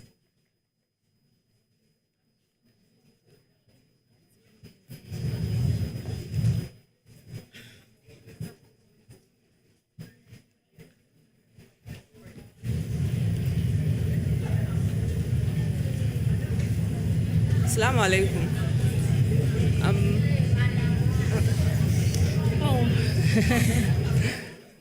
Okay, please, I would like to know if the contraceptives actually decrease menstrual cramps, because I've heard it before that it's actually is being given to ladies to actually stop menstrual cramps. I don't know the truth behind it. Some brands, yes, like the pill. It helps to relieve pain. But as I said, I'm not a doctor as well. It's best to see a doctor, a gynecologist, and when you are able to tell them your symptoms of what you have, they can definitely find ways and means to help you when it comes to menstrual pain and stuff like that. But can you educate us on, do you know if it affects the fertility of a woman? Yeah. Because I mean, there's some controversy around it that it affects fertility of a woman. Mm-hmm. But obviously with any medication, there are side effects. But if you look at the percentage in that, from 99% protection to maybe that 0.1% of women who may be affected by it, yes. So I would not negate that it could affect fertility, but that's not the case in most cases. Yeah. So best again to speak to a doctor, and if you are taking the pill or whatever, and sometimes you can even take a break, especially if you know, let's say you are no longer in a committed relationship, you have divorced, whatever, and you don't need a contraceptive. Take a break from it, let your body regulate itself, and then when you need it, you can come back to it again, Because I'm very passionate about this because of our young ones here. Yes. Most of them, you actually remove the pill and the rest, showing it to them. I don't think most of them know the side effects of these things, and they want to go and buy, or go and see someone to buy it for them on their behalf. So Please. I think you heard that you will buy one. Please, listen to me. This is not a joke. Please, listen to her, okay? This is not a joke. We are not giving you this information for you to become promiscuous individuals. When I say promiscuous, do you understand what I mean? It's for you in your later life, when you have dreams and aspirations of what you want to do. You had your elder sister there. A lot of us grow up without mothers or fathers who do not give us the necessary tools to move in a way that will benefit us. So if you have gotten this opportunity today through Obaasima, and you are getting this information, and you decide to turn it around into something else, at the end of the day, when you are not where you want to be in life, don't blame anyone. Don't blame your mother, your auntie, your father, whoever, because it's because of your own bad choices that you made. The boys here, you go and do things with them. You, 13, 14, you get pregnant. He will go on to his school. You go home. Do you know how expensive it is to take care of a child? Especially in this day and age. I have 2 children, a boy and a girl. My girl is 9, my boy is 5. They go to TIS. Do you know how much school fees is? Even diapers. Do you know how much a diaper is? Or you go and do clothes. Like, that's not fair to your child. Yeah. That is not fair to your child. Don't you want your child to have an intelligent mother? An intelligent and responsible father?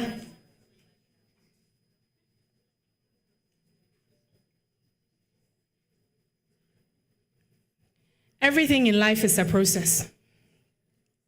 Everything in life is a process, and you cannot jump that process.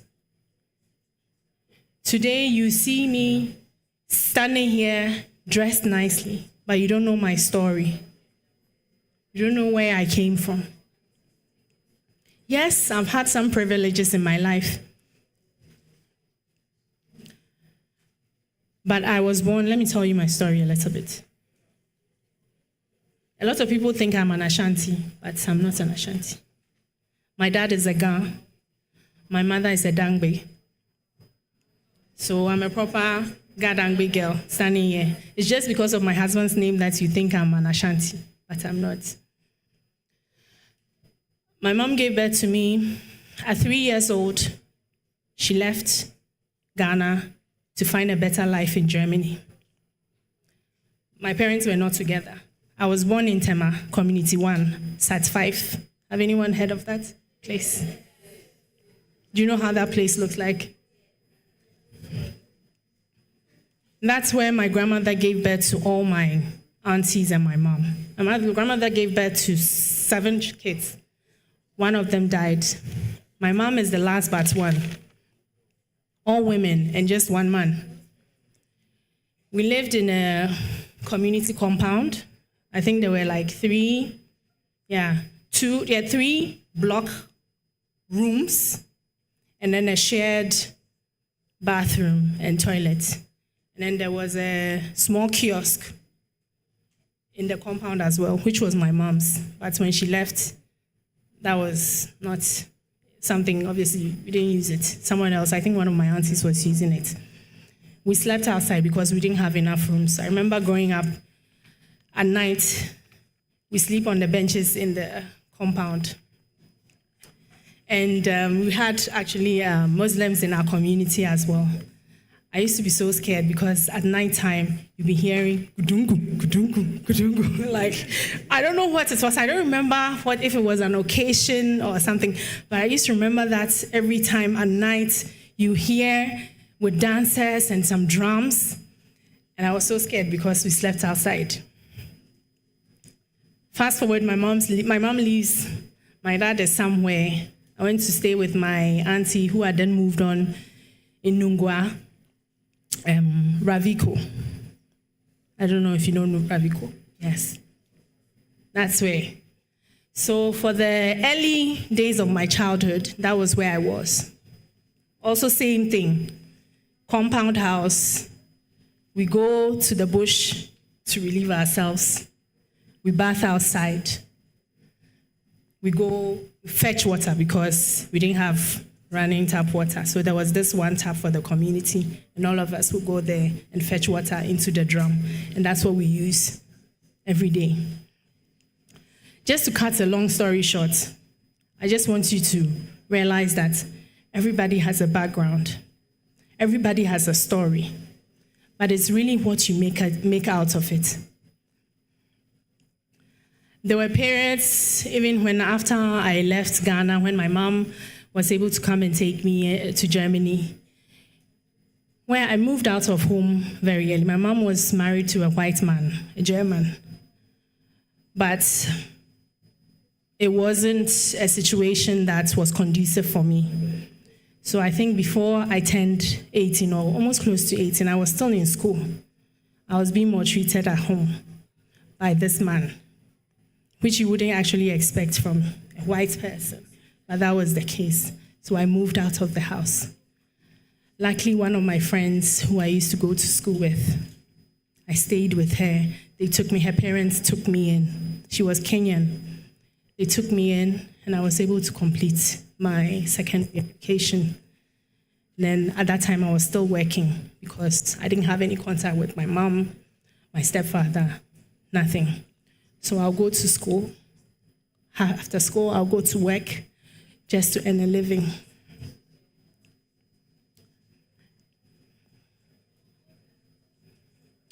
When I remember these stories, I don't take them for granted, but I don't fault my mom because she and I have a great relationship now. But I feel like, obviously, everybody wishes they had everything on a silver platter. But God knows what path He puts everybody on and what He wants you to be at the end of the day. Okay? So I'm grateful for those experiences, and it has made me the person that I am today. Okay? So please, when I talk about the fact that you shouldn't misuse those things, look at my journey. I had so many opportunities to be a bad girl. So many opportunities. To be promiscuous, sleep around, do this, do that. And obviously, there were friends and people who could influence me to do those things. But I don't know, somehow, some way, I ended up okay. So don't let certain stumble blocks push you into vices that you would regret someday. Because really, your future is yours. You cannot blame anybody for what becomes of you at the end of the day. It's really about the choices you make. Okay.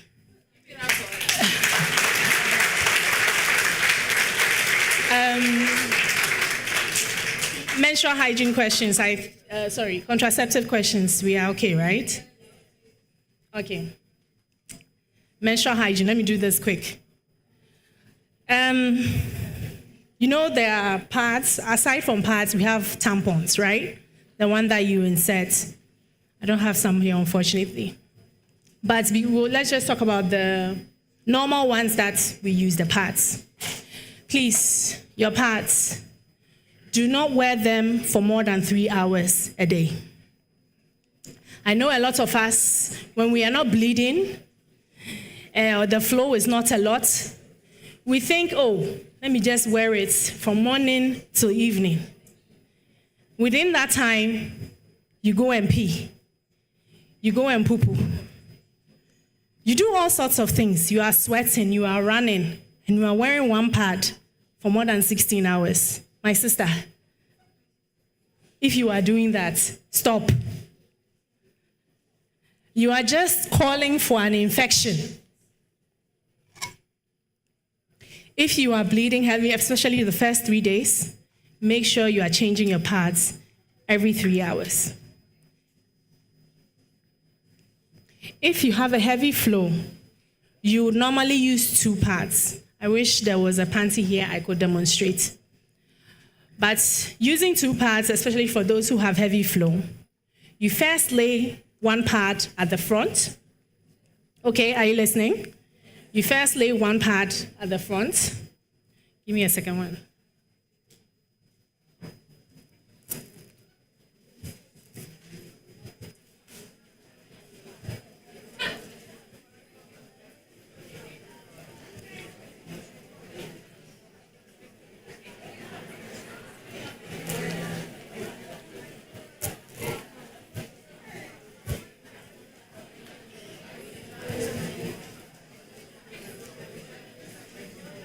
Okay.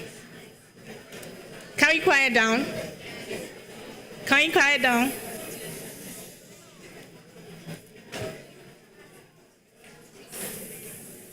So this is for our sisters who are heavy bleeders, okay?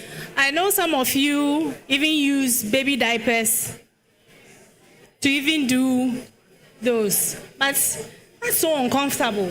Like you'll be walking around with a baffle thing at your back, like, no, please. And diapers are meant for kids, okay? Diapers are meant for kids, not for menstrual hygiene. So imagine, hey, or should I stop? Please, we have other speakers, so I want us to hurry up.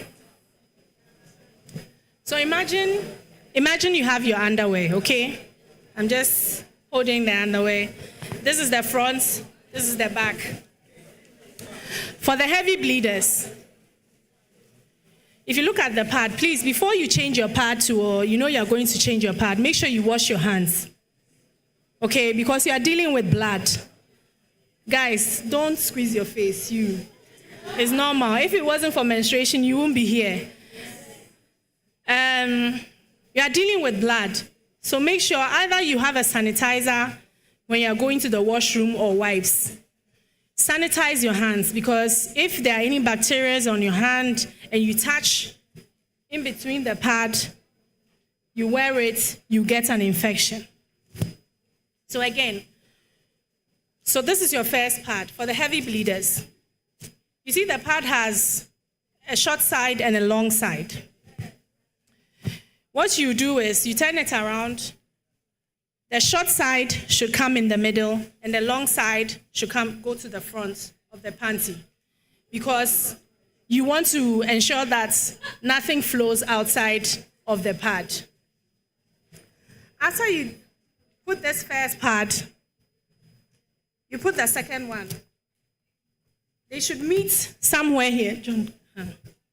They should meet somewhere here at the bottom. So at this point, this is how long your pad will look in the underwear. Okay? Obviously, you have to open the flaps, the wings, and then put it on each side. With this, you can be rest assured you are not going to leak.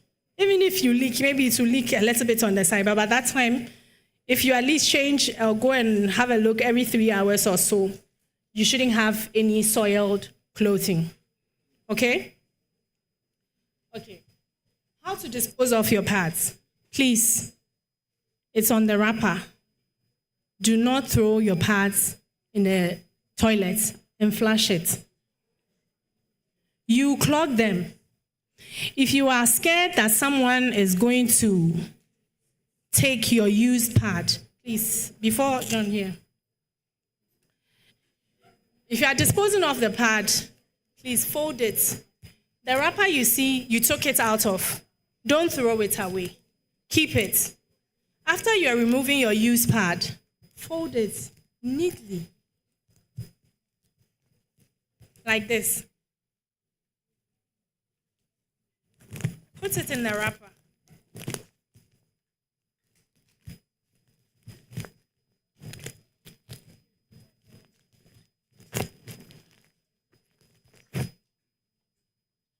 Like this. If you are scared to throw it in the dustbin in the toilet, you can easily keep it, put it in a black rubber bag, and put it in your handbag. When you go home, and there too, you still don't want to throw it in the dustbin, burn them. No one will have access to your blood. Okay?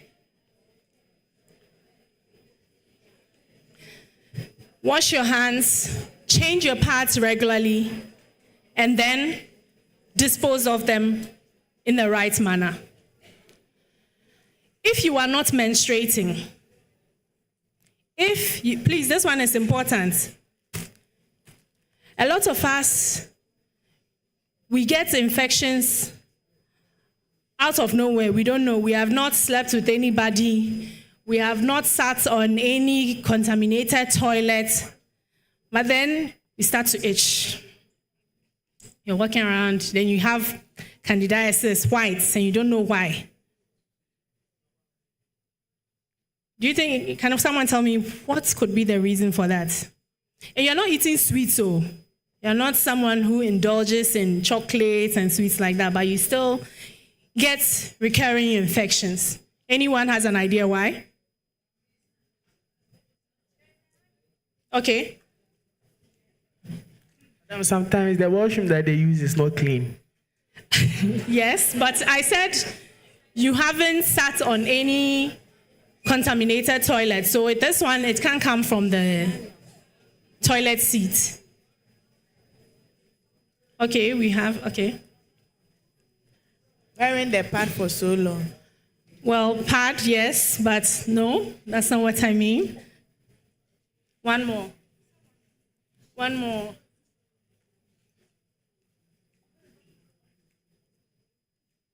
Okay, but panties.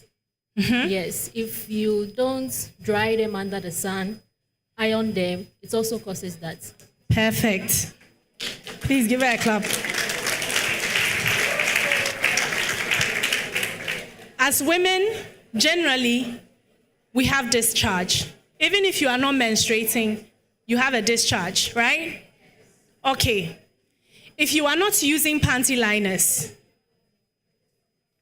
and you are washing your underwear daily in the shower and you're not drying it outside in the sun, or at least doing a weekly or bi-weekly disinfection with maybe Dettol, soaking it and not drying it in the sun, and you are just washing it, putting it in your room in a corner for it to dry, and then you go and wear it again. My sister, serious infection. Be walking around and you are doing this, you are always uncomfortable. To avoid this, use panty liners. Those small ones, those small pads. There's some on the market. Yes, they are quite cheap. There are 30 small panty liners in a small pack. I think they cost 7 or 8 cedis or so, depending on where you buy it. With 30 in it, that means you have 30 days of panty liners. So generally, every day, use panty liners. If you are not using panty liners, make sure you are drying your panty in the sun, and then changing your panties, your whole set of panties, throwing them away and buying a new one every 6 months. If they are white underwear, what you can do is you can use bleach. Soak it in bleach, white. I didn't say colored underwear. Soak it in bleach, let it stay for a while, wash it, dry it in the sun, and then you can use it for a longer period. But if you are not doing that, I beg you, even parents who are here, do it for your little girls. Change their underwears for them every couple of months. Because whatever is in there, you don't see it with your naked eye. So it would definitely cause an infection.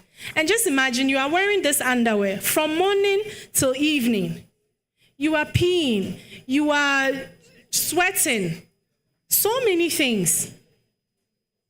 And then you want to wear this underwear until you have holes in them. No, serious.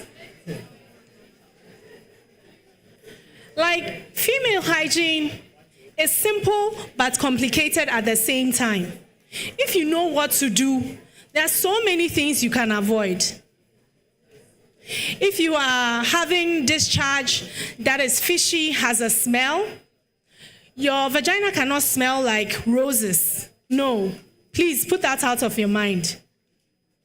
It cannot smell like lavender and all of those things.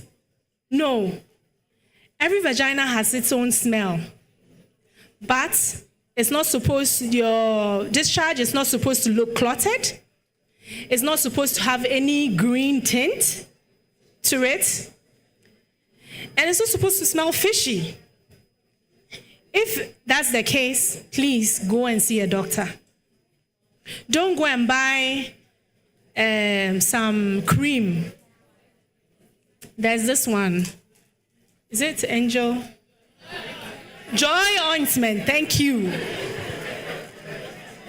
Please, you go and buy joy ointment and then you are putting it inside.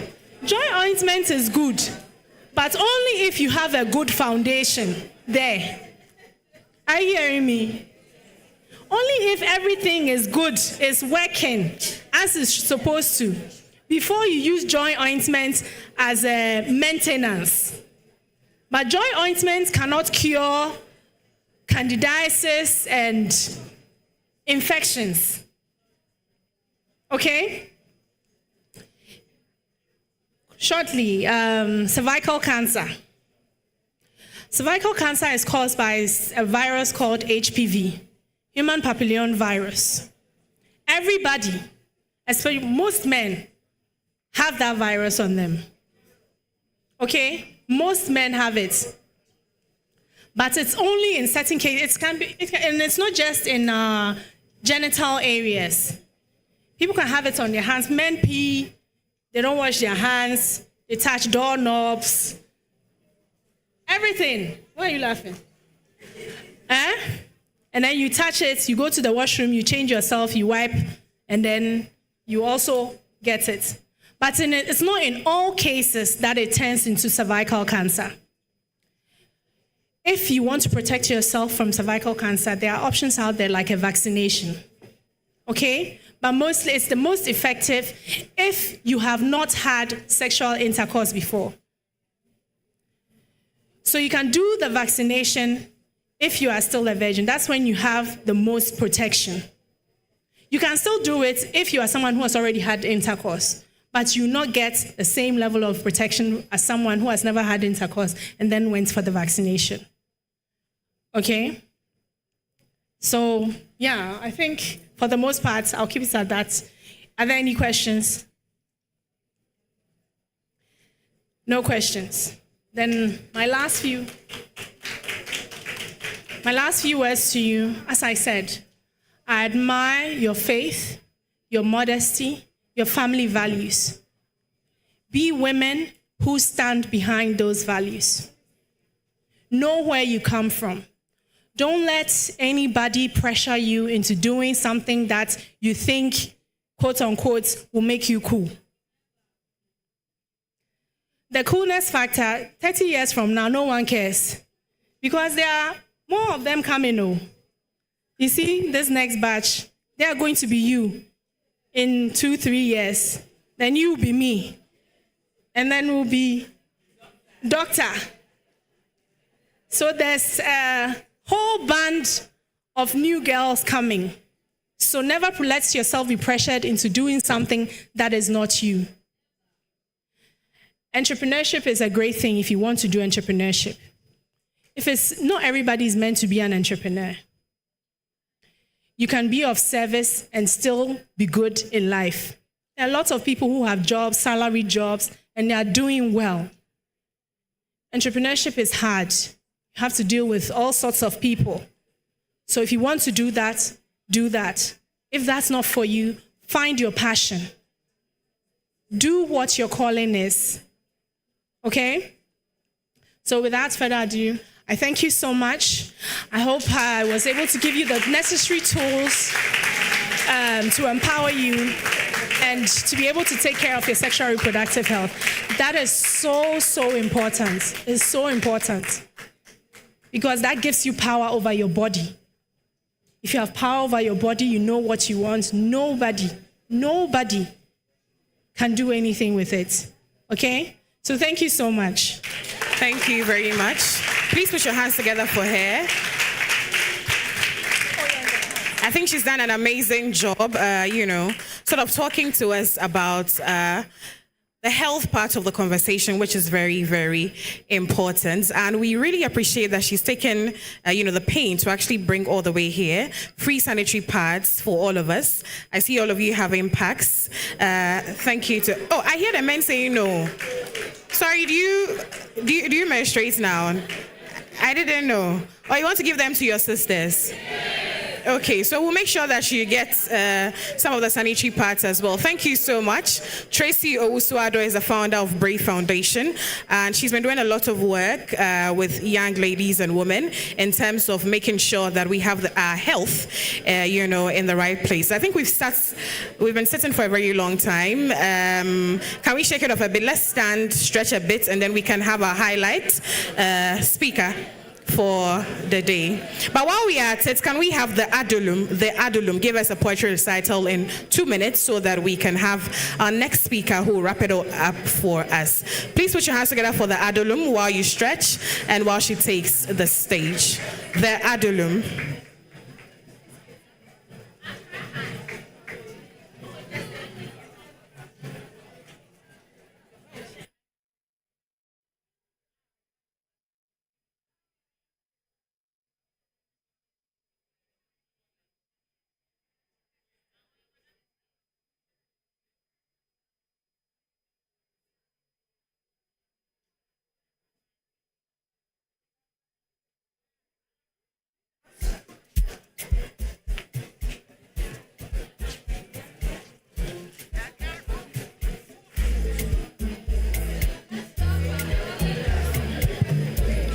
Can we please turn the music down? We have a performance by the Adulum, a spoken word or poetry recital by the Adulum. Long ago, they told me my only role was in the home, to tend to the needs of everyone before mine, to serve dishes of silver-plated dishes, and to... Let me start again. Long ago, they told me my only role was in the home, to tend to the needs of everyone before mine, and to serve silence of silver-plated dishes.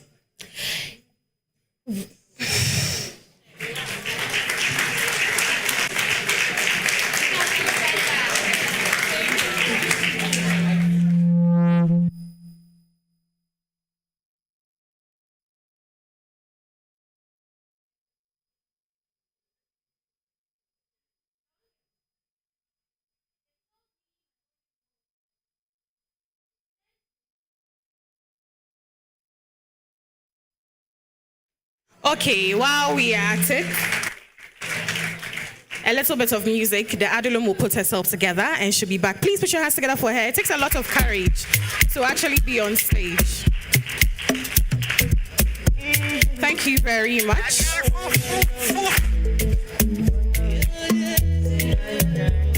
It is not better like that, too. Right, thank you very much, the Adulum, for actually making that effort. Can we please be silent? Can we please have some silence? Thank you very much to all our previous speakers. This is still the Obaasima Zongo dialogue happening here at the Kanda National Mosque. My name is Makiza Micheline Latif. I'm your host for this very important program. I'm a journalist. I work with Pan-African Television, and I'm also a proud member of the Obaasima Academy.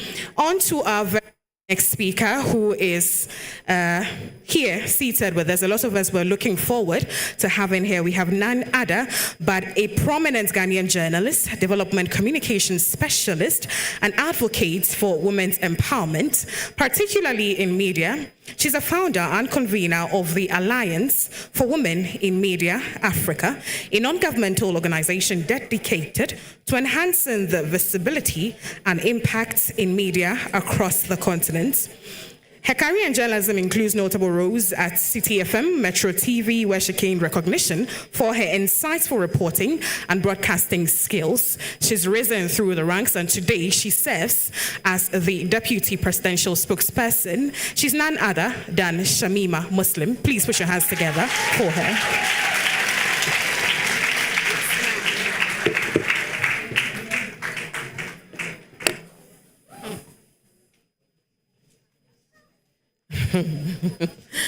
Amma has hauled me here.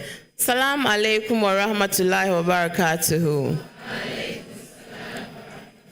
So it's really an honor to have joined this very important conversation this morning. And I hear you've had very insightful and knowledge-laden speeches and presentations.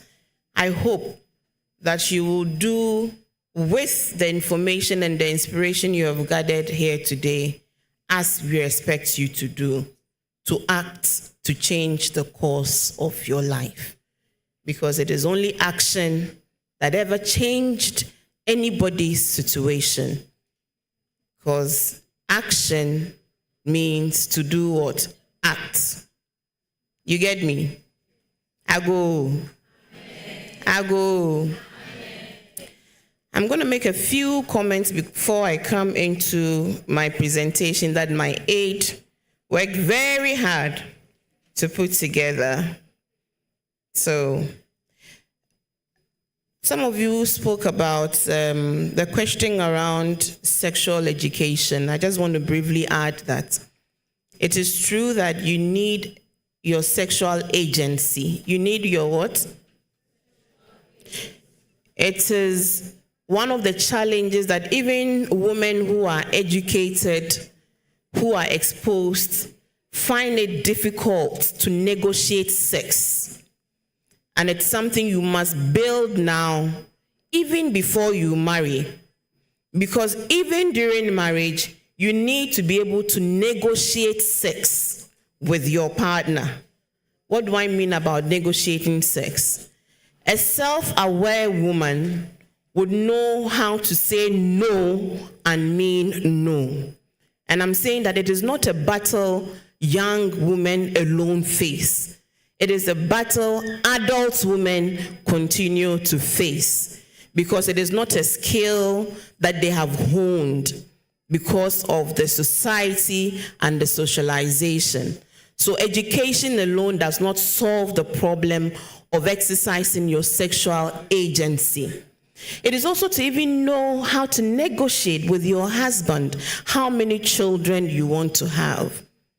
It is understanding that the decisions about how many kids to have is not only made by men, but these are all skills you need to know, to learn, to exercise. Now, I always tell young people that when you are young, that is when you have to begin to learn, especially as a young girl, how to say no. We have not been socialized to say no, because as a woman, you're expected to be present all the time and to solve all other people's problems all the time before you think about your own problems. So one thing I want you to learn today is to say no. In fact, from here, anybody you see, even before the person speaks, just say no. Turn to your neighbor and say no. Turn to your neighbor and say no. Say no. Say no. I want you to wake up every morning, look in the mirror, and say no, not today. Please, do you hear me? Don't joke about it. It is very important. And I'm telling you, as a woman, a mother of 4 children, who still find herself sometimes unable to say no to the demands on my time, to the demands from family, to the demands from people I don't know, to the demands of even my husband. So you have to learn to say no with reason, no with explanation, sometimes no without any explanation, just plain no. If you're able to do that in the everyday aspects of your life, when it comes to the actions that can actually change your life path and trajectory, you will be able to assess yourself. And sex is an action that can truly change the life path of every young woman who is not ready to be a mother, because children have no business having children. That is also a fact. And so learn how to say no for the small things, so that when it comes to the big things that can destroy your life, change the trajectory of your life, you are able to say no. Because like doctor said, it is you who would bear the evidence of the action taken between two people in secret. You will bear the pregnancy. You will be saddled with a child you're not ready to care for. You will be saddled with another human being that even you, in all of your confusion and inexperience, is expected to be present for. So childbearing is not a business for those who are not ready for that business. Okay?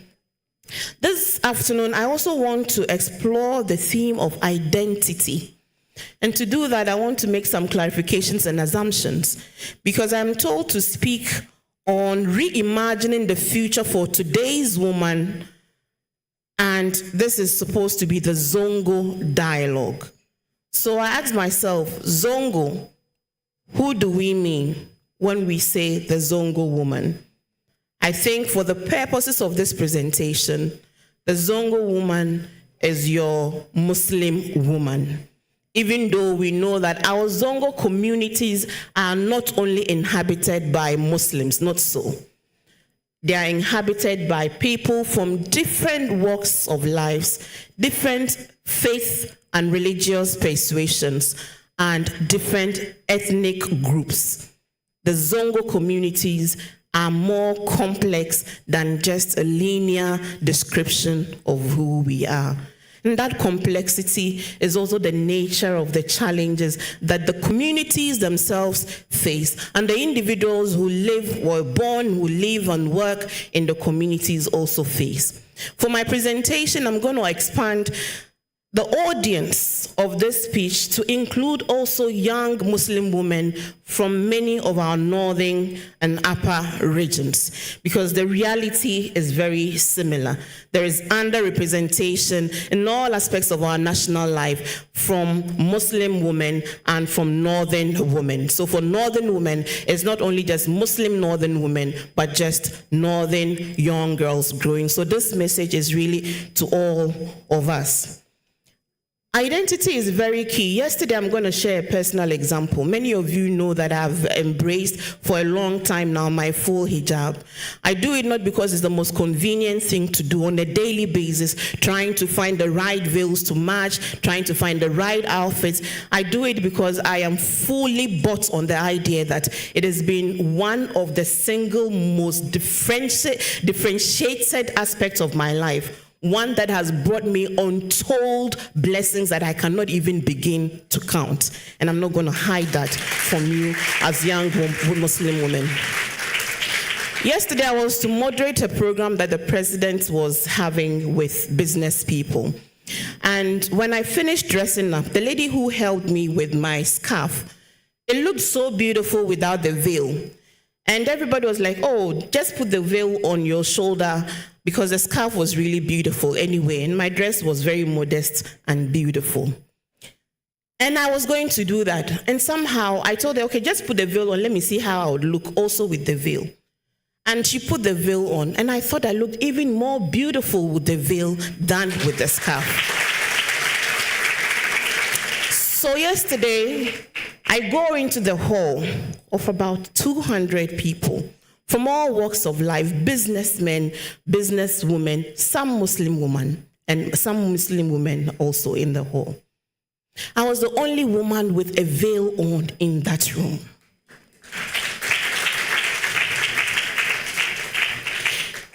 It is significant that the stories we tell ourselves reflects who we are. Because when we speak about representation, there's a saying that until the lions tell their story, tales of hunting will always do what? Glorify the hunter. Until we begin to tell our stories, you see how beautiful we are here. If I moved you to different spaces, you'll find yourself as a minority. But what does it even mean to be in a minority that you feel pressured to look like the dominant picture? Because we are in a society where Muslim women are pressured to look like the dominant image. And even with that, we refuse to see our contribution to the evolution of even fashion, our contribution to the evolution of Ghana's culinary, process and even taste. We refuse to see the contribution of the Zongo woman to the development of this country. I've seen many awards programs, women entrepreneurs, and they would list 100 women entrepreneurs.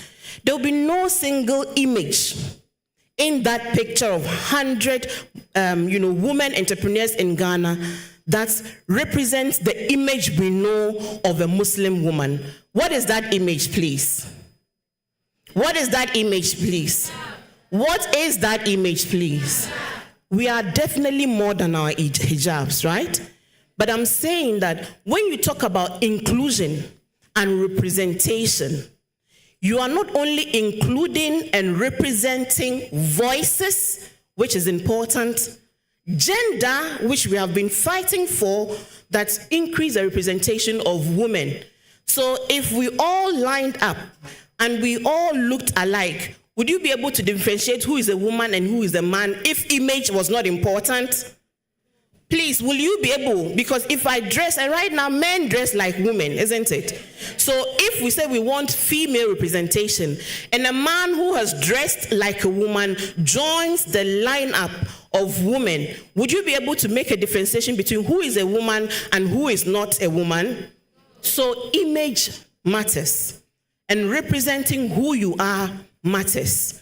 It is not only just in the books and taking a box that we have 10 women, we have 10 men, or we are a diversity organization, so we have employed people from different parts of the country and ethnic groups.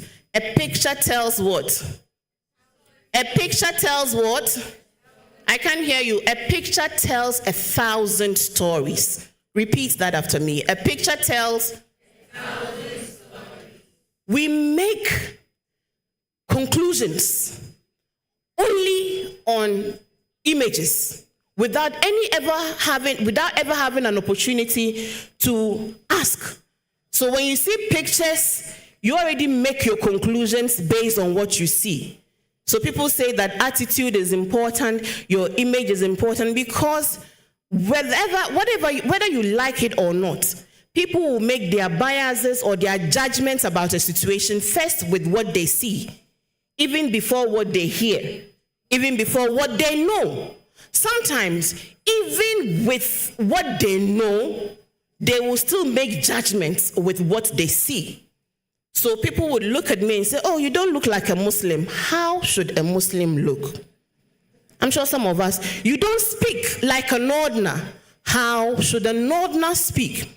And if you pry deeper, they don't say that out of goodwill. They say that out of certain negative notions they have about how a Muslim behaves or how a Northerner speaks. Please, do you understand? It is not their fault. It's the socialization. It is bias. Sometimes it's unconscious. Sometimes it is conscious. So let nobody deceive you into thinking that representation through image does not matter. Because when you want to tell the story of who you are, you must show also who you are. So that when you're making a case for your absence around the table, the picture speaks more than the words you can ever speak.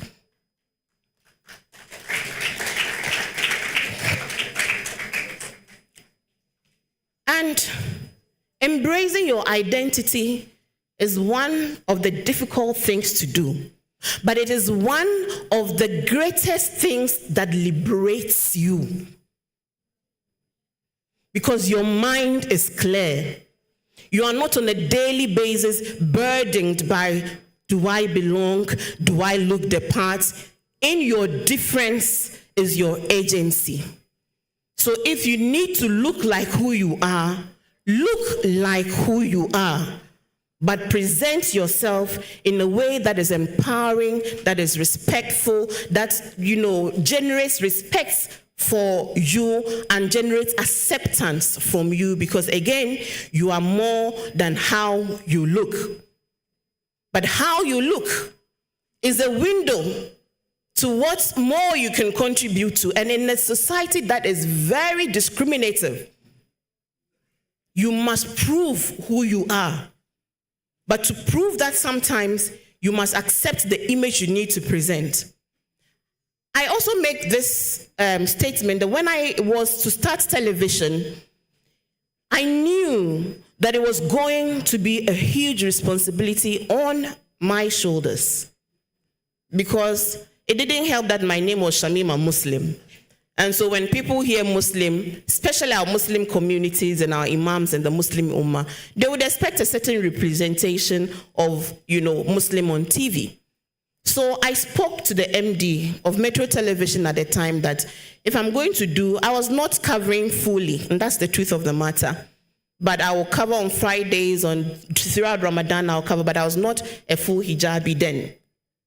So I told him that if I'm coming to go on TV, then I would want to embrace full hijab.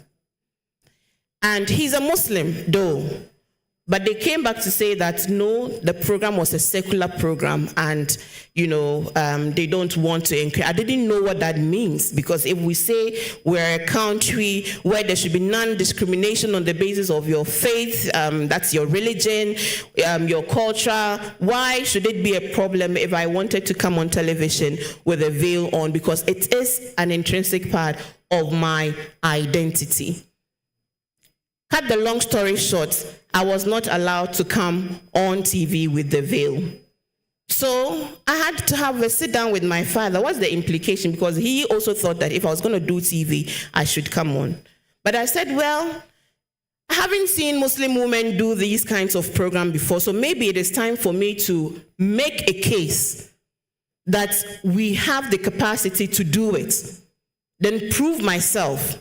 And after I make my name, I can behave and wear whatever I want to wear, because nobody then would question my capacity or competence to deliver.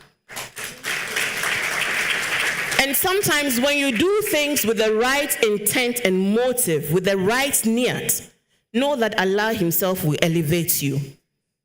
And all of you today know that because of that singular decision, many young Muslim voices and ladies have gone into the field of journalism, because all of a sudden they saw somebody with a shared experience as them on air, on radio, speaking politics, speaking current affairs, and I think that a lot of new stories emerged from that particular decision. But I'll tell you that even after I justified myself and I went off after I had my children, I went off the media for like a decade. In the time that I was home caring for my children and doing other things, I got a call from one major TV station in Accra. And that TV station, they wanted me to come and start a new Saturday current affairs. At that time, I had embraced hijab fully. So I said, well, now I do full hijab. So if that will be a problem, I can do it. They said, oh, it won't be a problem. After several meetings, after contracts were exchanged, I was called again into a discussion with the CEO of this media house. And the question was, will I reconsider my stance on wearing a veil? I said, I thought we had even crossed. This is after I had hosted Eyewitness News and made Eyewitness News the #1 top news current affairs program, an award-winning program. After I had proved my competence, still, there were these barriers within our society. So guess what? They were not happy for me to do the program. Even when I made a compromise that if it meant just even scarfing without a veil, I'd make that compromise. It was not accepted. Today, I'm happy to announce that that's TV station today have Muslim women who are at least allowed to scarf on their screens. That is progress. progress will not be transformational. It will take you and I making tiny sacrificial steps and pushing the boundaries for it to become the norm, that you're accepted in whoever you are and you are accepted into various platforms and you are able to contribute more than just your image, and that your image should not be a barrier to your participation. And I've almost done half of the speech, so now I don't know which part of the speech to start from. Okay, so I'm going to pick a few things because I thought that it's important to think through some of the things about reimagining. So what future do we want to reimagine? To reimagine the future is to recognize that there is unfinished business with present battles. All of us are going through these present battles, and there is unfinished business. It means questioning the systems and the social scripts that have marginalized we as women, particularly women in the Zongo community. So I was telling a story earlier about seeing pictures of women entrepreneurs with no representation of some of our Zongo women entrepreneurs. These are women whose net worth, in the images I see on some of these, programs, one Zongo woman business net worth is more than 10 of the females on those people combined. Do you not know that? Do we not know the business acumen of a lot of our Zongo women who are actually dollar millionaires? I'm not even kidding. Most of you know that. Go to Makola and look for the Zongo women, market women who own multiple shops, who travel to China and Dubai like on a weekly basis. Please, if I'm lying, say I'm lying. Am I lying? No. Do you not know of these women? Is it because they don't fit the image of who an entrepreneur is? How many of us in this room come from families where our mothers were the primary providers in that family through their vocations and trade? Please raise your hand. Please raise your hand. If your mother traded to contribute to the home, she was a market woman, she sold things, she sold food. How many of us come from families where they sell cocoa, Hausa cocoa in that family? Please show me. Wache. What else? TZ. Show me. TZ. What are the popular foods today in Ghana? I'm talking national. What are the popular foods? Wache. What food do people like to take in the morning? You see long queues. What? Cocoa and what? Cocoa and kose, add the kose. How many of your Christian friends have not asked you for this, your Zongo stew? Please, how many people haven't asked you to give them the what? The recipe for Zongo stew? If I'm lying, tell me I'm lying. Do we not know the value of these things? That the Zongo woman has actually contributed more to redefining Ghana's culinary experience than any other ethnic group, and that is a fact.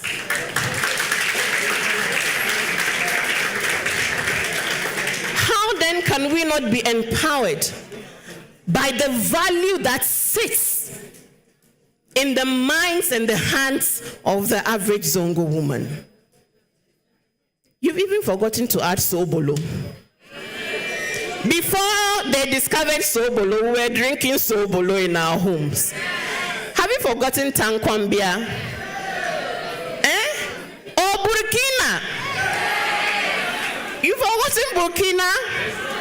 Right now, when we go to many functions, and there's masa. In fact, and even now, wasa. Wasa is coming back into the system. Tubani is coming back into the system. Aboki. Who are the people who make aboki? Are they not in the Zongo communities? I'm saying that if we care to look deeply, we have no rights in thinking ourselves as imposters to claim the spaces that are rightfully ours, spaces that we're already contributing to. that we are not aware of the impact we are making to the society we live in. Spaces that we allow for others to come and monetize. Because I know people who they've prepared cocoa at the small scale for like 30 years. The business of the family is cocoa. So the question is, which of you is going to move this business from a medium to small scale enterprise to a big business? Is it an outsider who will now take it? Let's go to the north. Shea butter. Have you seen the industry around shea butter? Who are the shea butter pickers? Please, who are the shea butter pickers? There are women who pick these shea butter, who manually, and you see, all of these delicacies, they are not made within 1 second or 1 hour. You know that? All of these recipes for these delicacies take hard work to make Hausa cocoa, to make kose, to make wache. They wake up at dawn. So can we ever say it is because of laziness that the Zongo woman continues to be underrepresented in our society? Can you say that in all fairness and justice? Can you say that it is because she has not gone to school? Our mothers and grandmothers who can cook a whole pot of stew without measuring any single ingredient on a scale. You think that woman doesn't know math because she didn't sit in the classroom to learn math? Please, am I lying? That woman who makes a whole pot of beans to do kose, and everything will be pepper. She will not taste the salt. She will not taste because this is what skill is about. You don't learn skill in classroom. You learn skill through persistent practice. Practicing something for so many hours, so many days, so many years, that even in your sleep moment, you can easily prepare that thing. And you believe that these women don't have anything to offer to our community, and that we, the young women who are coming from these families, we shouldn't walk with our shoulders high, not because there's anything wrong with our shoulders, but we come from a family of resilient women, hardworking women, brilliant women, women who create from nothing, women who have sustained families, women who have been burdened, and yet their burdens have never broken their back. If we fail ourselves, we will not only have failed ourselves, but we would fail the sacrifices of the women before us. And we must not do that.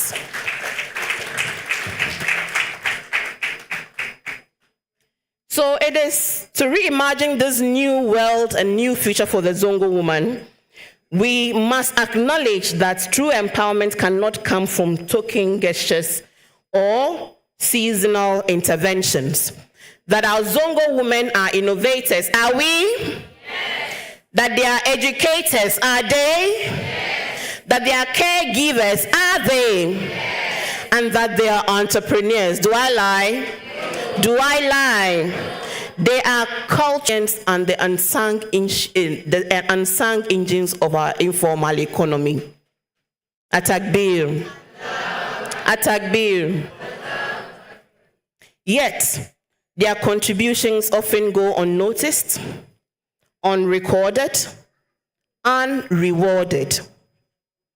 To reimagine their future is to design a new architecture of opportunity that reflects their lived realities, talents, and dreams.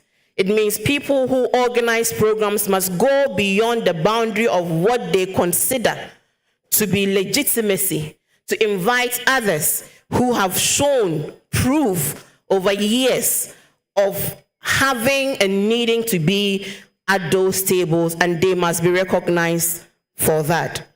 It requires that we challenge the status quo. Mind you, I'm going to give you a bit of tough love. No one owes you anything, right? Say it again. No one owes you what? Anything. No one owes you what? Anything. Nobody owes you anything. Because life and power is a contested space. We can advocate. You see, even human rights, the constitutional rights. If you read the Constitution of Ghana, we have so many rights. Do we enjoy all of those rights?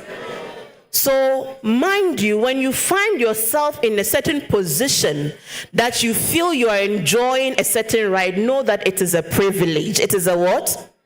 It is a what? Even the rights that are enshrined, that are not supposed to be privileged, are enjoyed by the privileged few.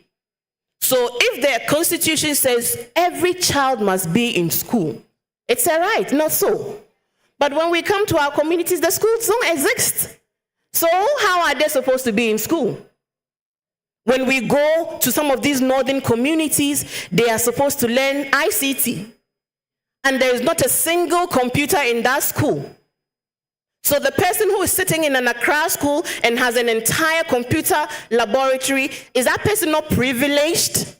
Even though all of you are supposed to be, having the same rights? So I'm saying that the system is sometimes rigged. And you cannot continue to sit, lament, feel sorry for yourself when you're made up of sterner stuff. You raise yourself up and you make yourself matter. You do what? You do what? You do the best with the little that is available to you and ensure that your best becomes enough. And as we have seen by stories of people within our community, where we come from has not been a limiting factor in how far we can go if we are willing to go far and we are willing to put in the hard work. Atakbir. So it requires that we challenge the status quo. For history has shown us that the greatest leaps in human progress have come from when we dared to dream differently. Reimagining is not simply daydreaming. You don't sit and every day go through the images, social media, you're looking at lifestyles that you want to be, you're following people, you're watching TikTok videos, you're feeling jealous, you're feeling inadequate because of all the make-believe stories you're seeing. What are you waiting for? You to go and create the content, eh? Is it not a human being you're seeing in that you are consuming and you're giving them visibility, and now you're feeling sad for yourself and you're even feeling depressed that you don't look like a certain image, you don't look as beautiful, you don't have the same kind of body. If you want an hourglass figure, go and also do the training. Eh? Don't they do, I didn't say go and do surgery, but go and also put in the hard work. Do you get what I mean? And stop lamenting and feeling sorry for yourself, because feeling sorry for yourself never changes anybody's situation. It is action changes things. Action does what? Changes things. So if you're in school, your number one priority is not to be thinking about boys and how you're looking and whatever. Your number one priority is actually to concentrate on your studies and make sure you pass enough to move on to the next level. So it requires that we challenge the status quo, as I said earlier. A bird does not sing because it has an answer. It sings because it has a song. And our women, we have songs, don't we? Our mothers sing so many songs even as they labor under the hot scorching sun or in the rain. They sing so many songs of upliftment. They even sing songs to annoy their rivals, but they have songs to sing, and they do sing those songs. So find your song. They sing songs of resilience, they sing songs of defiance, they sing songs of overcoming great odds, and they sing songs of purpose. We must ask ourselves, therefore, how many potential Nobel laureates? Do you know who a Nobel laureate is? Do you know who a Nobel laureate is? How many of you have phones? How many of you have phones? Please show by hands. You have phones? So you're going to Google who a Nobel laureate is. I'm not going to tell you who a Nobel laureate is. You hear me? So instead of buying data and looking at some new dance, TikTok dance craze, you're going to look for who a what is. Who, and if you can't spell it, ask your neighbor to spell it for you, okay? So, yes, where was I again?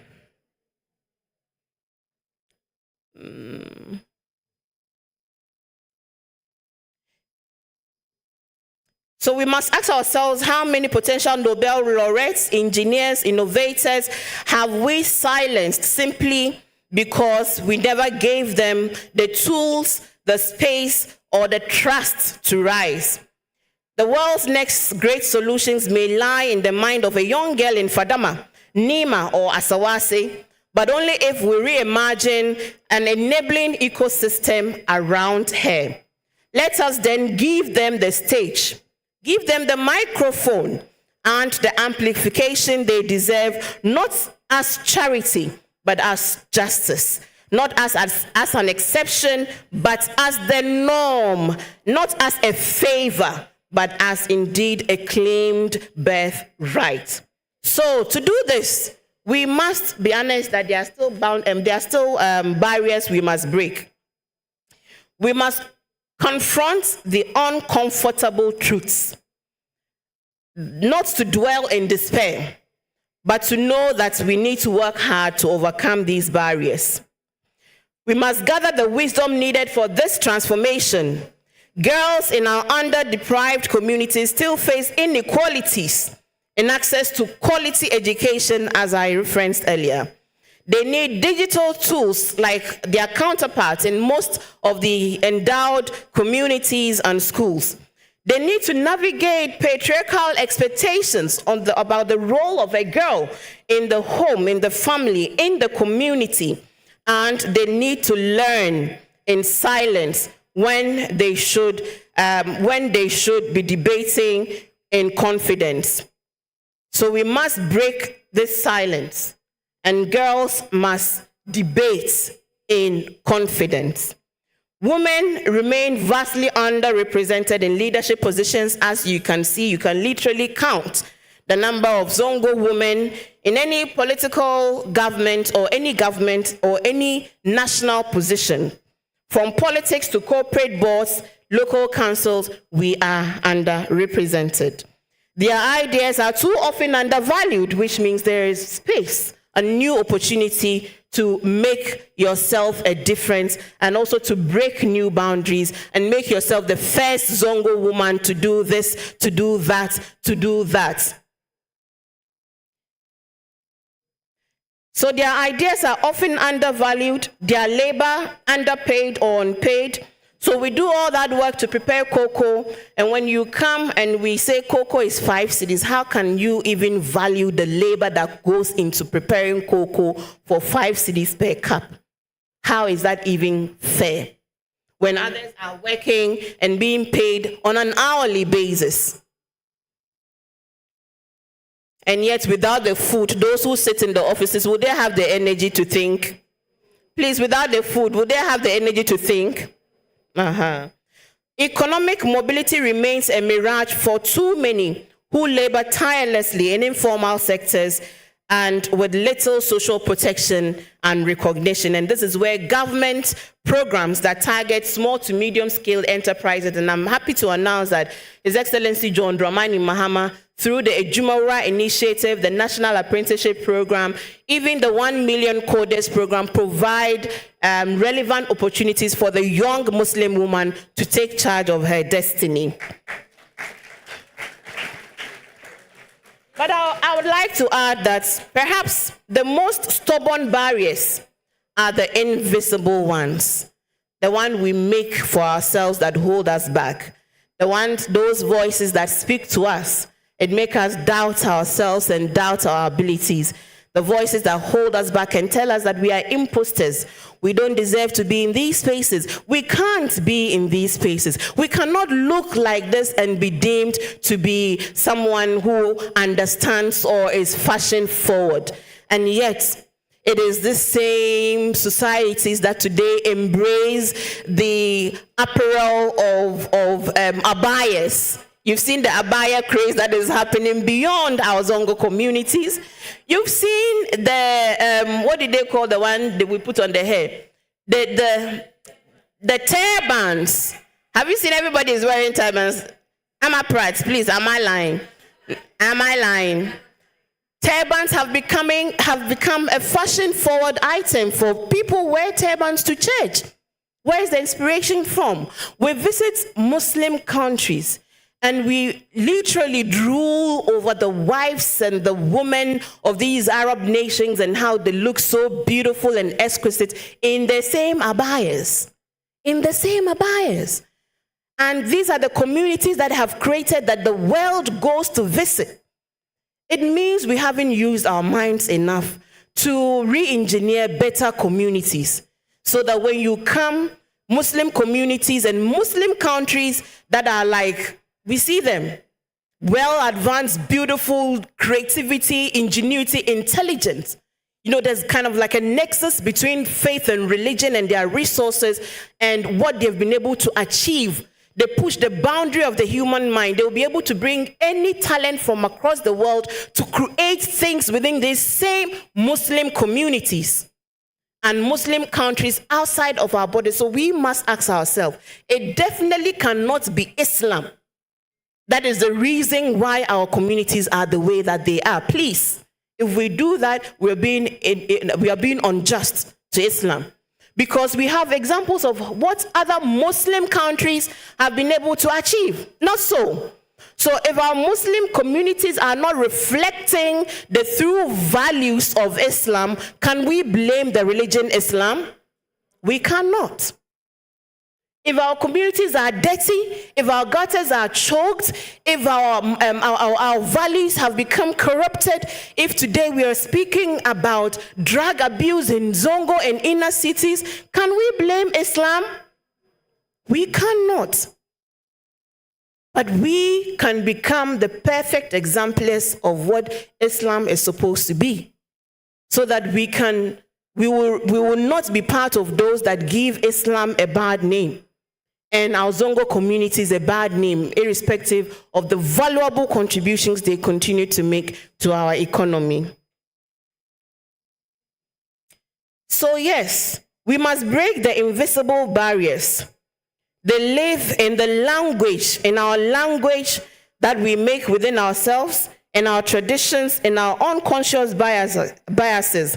They tell the girl, don't speak too loud, don't dream too big. Don't go to school too much. You may not get a husband to marry. That's not a woman's place. These are all inherited beliefs that there is ample evidence no longer hold sway. And the only thing that holds you back is your own internal compass. Because today we have husbands that are amplifying their women.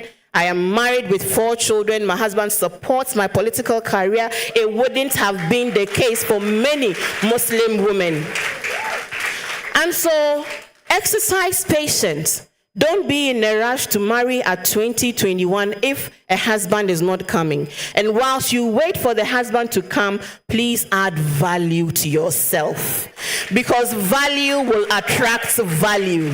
As you add value to yourself, God and Allah himself will bring you the man that will match your energy, that will match your ambition, that will match your dreams, that will be an enabler for you and not a disempowerer, all if you have firm faith and you do the right things today. So let's do that. So again, as it is said, the chains that are the hardest to break are the ones that you cannot see, but they are the ones that you make for yourself. Let's break these barriers. And to break these barriers, we need more than policy, and I agree. We need courage. And courage is the most important of all virtues as I ever read. Because to practice any other virtue consistently, you need courage. Please, do you hear me? Of all the virtues you might want, it is the courage that is the most important. Because without the courage, you will not act. Without courage, when you face your first setback, you will recoil into your shell. Without courage, when the arrows are thrown at you, without courage, I would have gone back to home when I stuck my head out that I was going to do politics. Because boy, did the attacks not come from all kinds of quarters. And they still come up to date. So because of some misguided social media young person who, if he sees me today, he cannot even approach me, I should turn my back to my destiny, right? No, please answer me that question. My mother says that If you are walking, is it written on your back that this stupid person has insulted you this language? Is it written on your back? So I'm saying that without courage, when the challenges come, as they will come, because life can never be a smooth path. So practice courage. Again, it is courage that will help you say no and mean it. Remember that we are going to start learning how to say no. Yeah, we are going to learn how to say what? No. Without courage, can you say this no? You have followed your boyfriend to his house. He didn't put any chair in the room. He says, come and sit on the bed. Then he gives you a drink. Then you also drink. Then you say, oh, this kebab is nice. Then you say, you're looking pretty. So, oh, stop it. Then now when he said, oh, let me see your leg. Oh, no, it's haram. Haram, What haram took you there in the first place? So even then, if he has bought you the mawako you asked for, the shawarma you asked for, even then, when he says it is time to pay, say what? No. If you are not ready, say what? No. If you are not ready, say what? No. But if you can, avoid the temptation. Okay? If you can, avoid the temptation. So yes, we would exercise courage to deal with these barriers. But hear me also clearly that the days of waiting for permission to rise should be behind us. The question is not can she, the question is who will stop her? Who will stop you? Who will stop you? Who will stop you? Yourself? Yourself? You will stop yourself. I can't hear you. You don't believe that you cannot stop yourself. You will stop yourself? Will you stop yourself? So who will stop you? Thank you. Today, the Zongo girl is that seed. With the right nourishment, opportunity, mentorship, policy support, she will grow tall enough to shape generations to come. She does not need saving. She needs space and encouragement to rise. She needs the right nourishment, the right opportunity, and the right policy support. She will grow tall enough yet again to shade generations. But you need strategy and you need intent. So to move from policy to poetry to policy, from slogans, as we have shared some this afternoon, to systems, we need to do more. We have to now act and implement. So all of you go back home, you take your diaries. If you don't have, take a book and reimagine your future from today. Reimagine what you want to become, what you need to do to become it, what skills you need, what attitudes you need, what traits and habits you have today that you yourself can tell yourself that this habit, it will not help me. This trait, it will not help me where I want to go. If I continue on this path, I will not get there. These dialogues I cannot have for you. You must have it for yourselves. And you must actually write them down and begin to monitor yourself. If you need an accountability partner, a friend of yours, a sister of yours that you share the same vision with, let that person be your accountability partner, because it is not an easy road to success. And sometimes you will falter. So in those moments where you become disillusioned with the burdens and the challenges, you should have someone who tells you that, Hafisa, rise up again. Let's go tomorrow. Perhaps tomorrow will be better than today. So you need strategy, and you need intent, and you need to act deliberately and intentionally. You need to build partnerships, because this future cannot be built by women alone, and I must agree. It requires the collective effort of a society that understands that gender equity is not a woman's issue. It is a human imperative, and that true progress is what? Collaborative. It cannot be forged in isolation. We need allies, and our first allies must be our male allies. They must understand the men in our lives, our fathers, our brothers, our uncles, but most especially our husbands and our future partners. They must understand the need to support our dreams if we are to advance humanity. Partnership means ensuring that the voices from boardrooms to backyard compounds sing in harmony towards this shared vision. It means that NGOs do not work in silos, that ministries do not build castles in the air, but the private sector also does not pursue profits without what? Purpose. Public-private partnerships must also be more meaningful than memoranda. They must be measurable, mission-driven, and they must actually ease the struggles of the women they purport to support. What is our charge this afternoon to Zongo women? To the young woman who is coding her future in a cyber cafe in Medina, wondering if the world would ever take you seriously, keep doing what? Coding. Keep doing what? Your time will come. You're not waiting to be invited to the table. You're learning to build your own. To the mother, and many of us are mothers, and we know how it feels, raising 3 children or more while running a market stall in Sabon Zongo. Your hustle is not invincible. It is not unrewarded. It will be recognized. Your hustle is the heartbeat of your community, and you must be proud of that valuable contribution you continue to make for the sustenance of your community. You are not just balancing accounts, you are actually balancing stomachs and balancing destinies. That is so important. To the girl who dreams of parliament from the classroom of Abuabo, dream louder, dream bigger, and dream unapologetically, because that parliamentary seat is certainly waiting for you. Because when you stand tall, indeed, generations will rise in favor of you. To every woman who has been told she's too loud, she's too ambitious, she's too educated, she's too visible, know that your light is not too bright.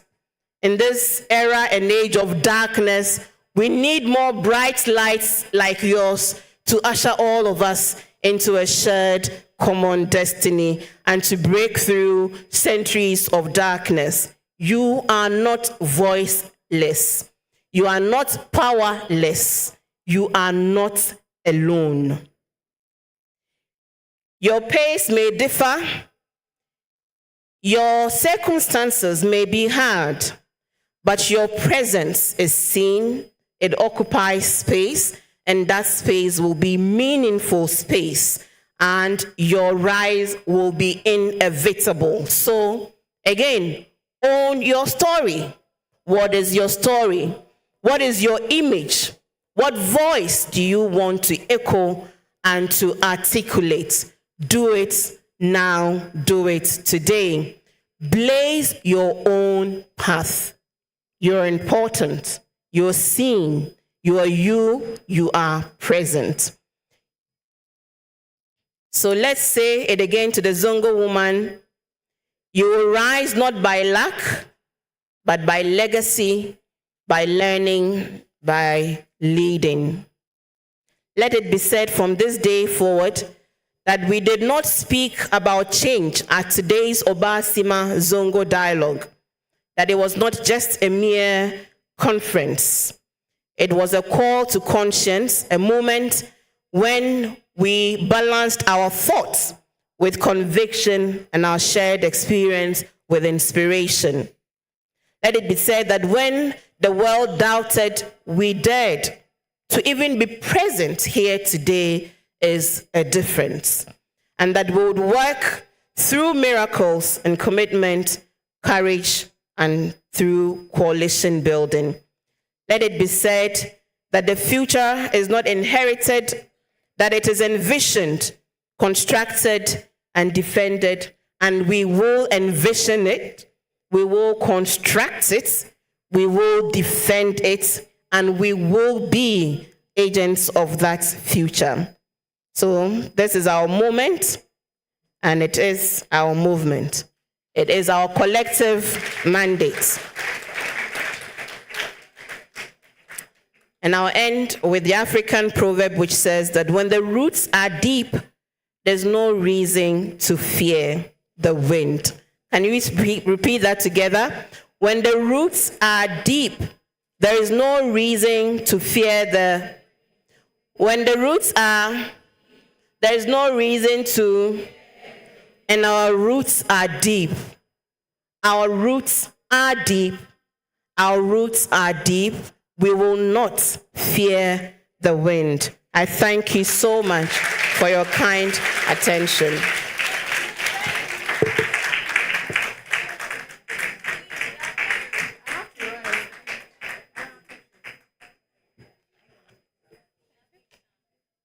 Thank you so much. To say we are inspired is an understatement.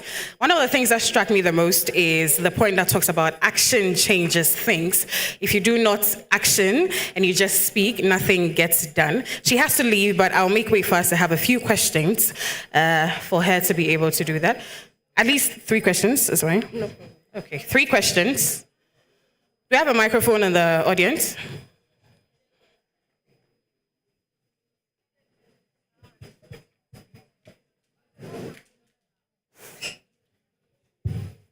Assalamualaikum. So my question is, as a hijabi in a political space and in the corporate world, what has kept you going? How are you keeping the pressure that comes with dressing modest and then the hijab as well? And also, what advice would you give to Muslim ladies that are facing difficulties pertaining the hijab at their workplaces?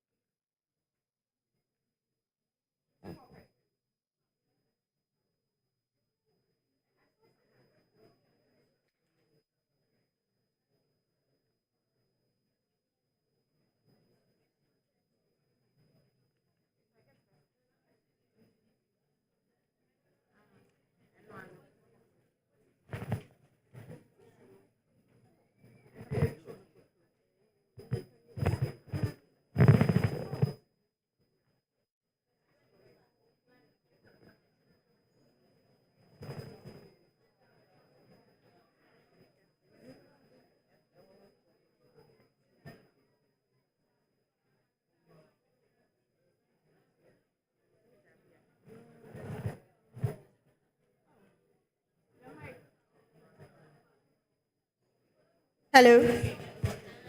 Thank you so much for such an inspiring presentation. Assalamu alaikum.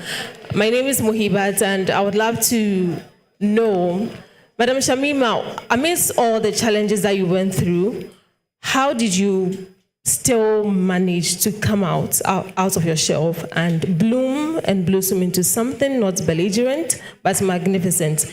And if there is one thing that you would say, I mean, you've said a lot, but what key thing should we all here, Zongo ladies, take from this event, and so that we can also become best versions of ourselves? Thank you.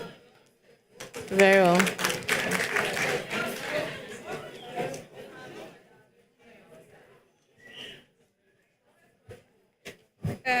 Assalamu alaikum.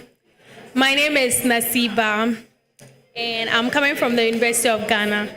So I just wanted to know, I've realized that the only part of the conversation that we are not having with the Zongo community is probably mental health and then climate action. So I want to know what how we can bring climate action to the Zongo community, as in what is the role of the Zongo community? Because the climate change is affecting us in a very, very bad way, because there's a lot of pollution, and it causes a lot of flooding when there's we are in the rainy season, and so on and so forth. And I wanted to ask a question earlier to Success was, I forget her name, Madam Tracy Success, concerning sustainable sanitary pads because they are all made of plastic. I wanted to know like what the government is doing about the free sanitary pad policy against climate change and climate action. Is there sustainable alternatives? Why don't we, I'm sure that the pads are being bought. Why don't we? Shh. Allow.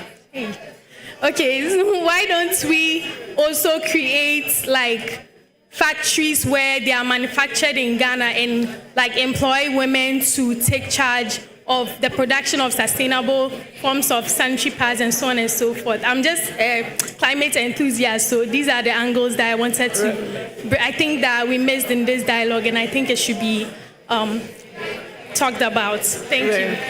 Thank you. Right. Okay, so it was 3 questions. Let me just quickly go through them. Number 1 was the challenges I've faced with the hijab journey. Let me tell you, peer pressure is real. Peer pressure is real.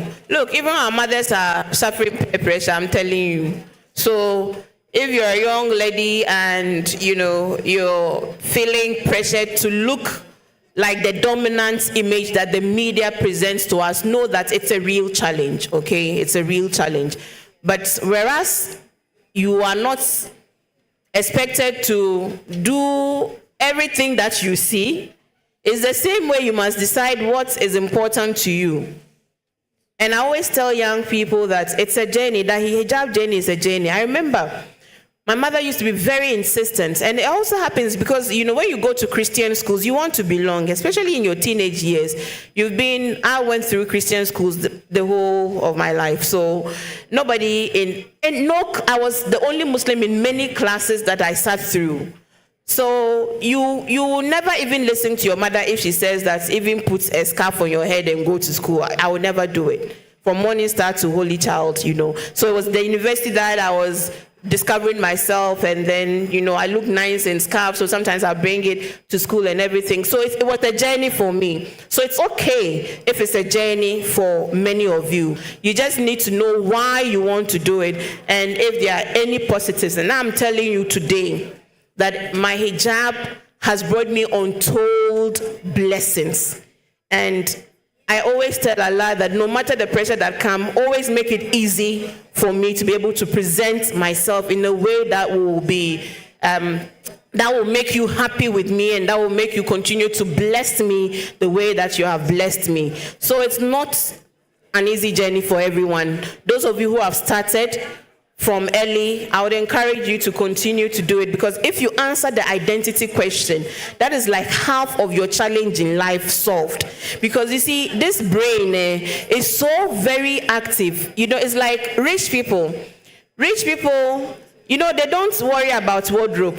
If you see some of these rich men, it is black trousers, 5 black trousers, 5. Harriet is here. She's been dealing with a lot of rich, big people. Because your mind must be released to do important stuff. It is a poor man who will wake up every day and wonder, what will I wear today? Me now, today I don't know what to wear. You now, you know how many things are in your wardrobe. What do you mean by you don't know what to wear? Do you get it? The people who can afford limitless items on their wardrobe, they are very disciplined about wardrobe choices because it eases their mind of so many things. So if every day you are thinking about, should I look like a Muslim? Should I not look like a Muslim? Should I look like a Muslim? And even when you step out looking like a Muslim, are they looking at me? What are they saying about me? What are they thinking about me? Because you have not embraced that core part of your identity. You are not comfortable not representing yourself as a Muslim. You are also not comfortable representing yourself as a Muslim. Have you seen what it's going to do with your concentration on many things? It eats at your confidence. But when you make that decision, everything else is towards making that image the better version of your next self. But that image you have agreed, this is going to be my core image. Now, how do I make it better? How do I make it nice? Because we see all kinds. I sometimes struggle to tie my scarf. So I'll go and look for TikTok videos on how to tie so that it's not one way, scarf, So this is me telling you this. It's not like an easy walk, but who told you that the people who are now wearing wigs, it's an easy journey for them? Every day they have to go to the salon and wear wigs. Please, you don't know how God has blessed you people. Because right now I'm saying, I don't know what's under your head. Whether you have washed it, whether you have not washed it, whether it's braided nicely. But I'm half of the time, my friend Harriet half of the time is thinking of what next nice wig to buy. Some is 5,000, some is 10,000, human wig. Then they'll say frontal, then lace. And I said, these are your people's problems. These are not my problems these days. Do you understand it? So there's a certain liberation that actually comes if you embrace it is truly liberating for me. You see, because when I was not, every weekend I have to be going to the salon. Then what hairstyle am I going to do? Then what is the new hairstyle these days? All you need to do is to just keep your hair neat. And then you are good to go. So imagine, please, how burdensome is that? And I always tell Muslim women, like, look, we are all struggling Muslims, so we are not perfect. Do you know that? The easiest thing of Allah's instruction is 5 daily prayers easier than putting a veil on your head? Please, let's answer. 5 daily prayers. Is tahajjud easier than waking up and just putting a veil on your head? Please, is zakat easier than putting a veil on your head? Is hajj easier than putting a veil on your head? So one day I was reflecting, look, come to think of it, the easiest injunction for us as Muslims is actually the veil on the head. Because what does it take to just get up and put a veil on your head? And then you have just killed Allah like that. And then you'll be struggling with the other ones. Allah, you see, this one I'm doing it, so you forgive me on this one that I'm still struggling with. But He knows that you have not turned your back to Him. You have embraced His instruction, and you are out there and you're representing yourself in the best way that He has told you to represent yourself as a Muslim woman. And based on that, you can use it to even ask Him to forgive you your other transgressions. After all, Allah hasn't told us to come and tell the world our sins. Our sins are between Him and us. Once we are seeking tawbah and we are asking Him for forgiveness and we are not being intransigent and we are actually remorseful, He will be happy with us most of the time. Not so. I'm not a sheikh, but this is my own rationalization.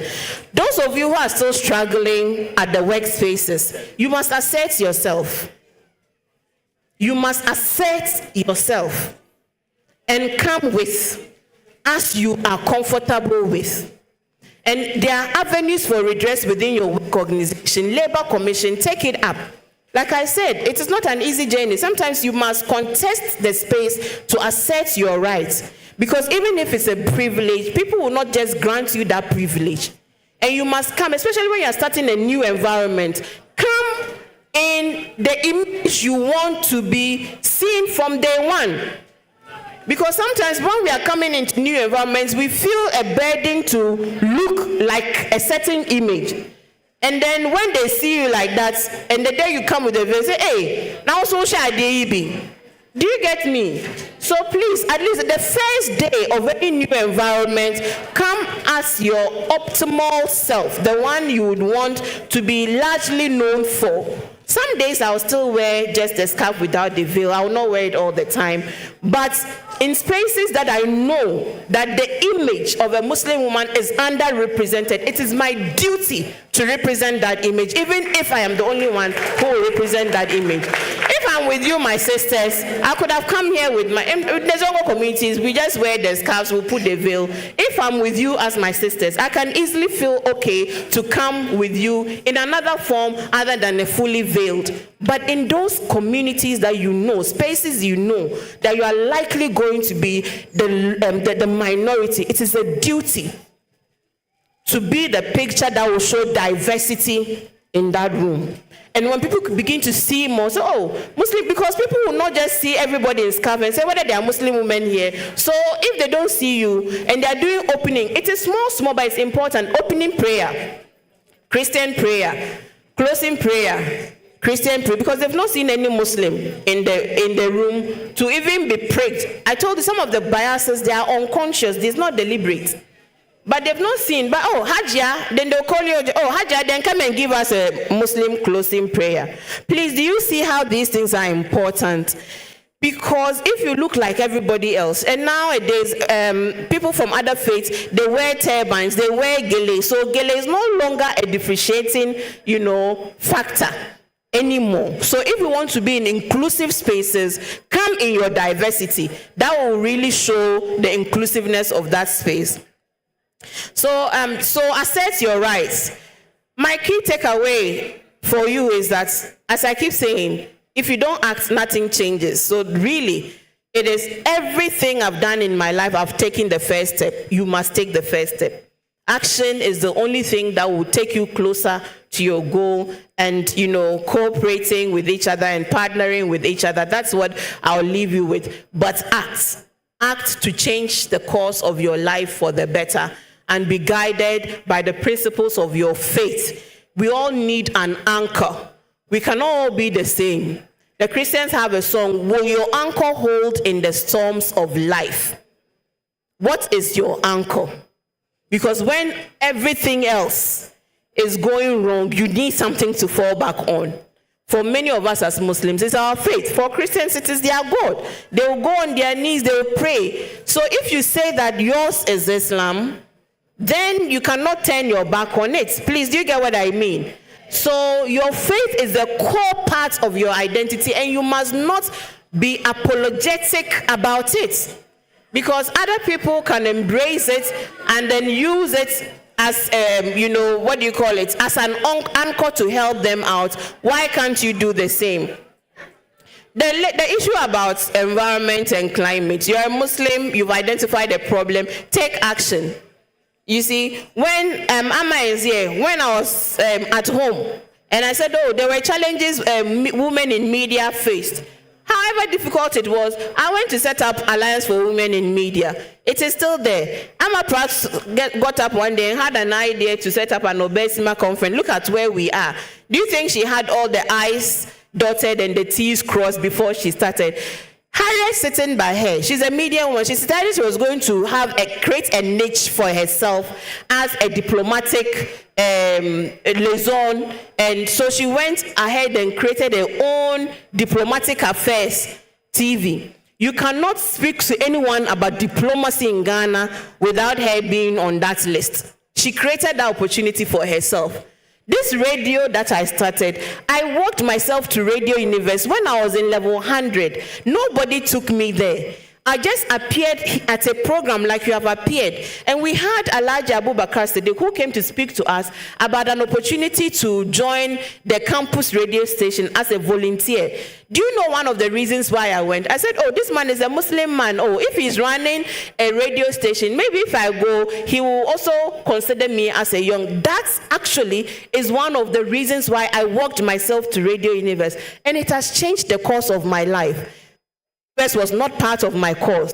I got information, I acted on the information, and it actually changed the trajectory of my life entirely, altogether. And today, if I'm doing well in politics, it's actually because of the radio and the skills I learned in radio. That is really, so look, take advantage of opportunities, any opportunity to learn, be present.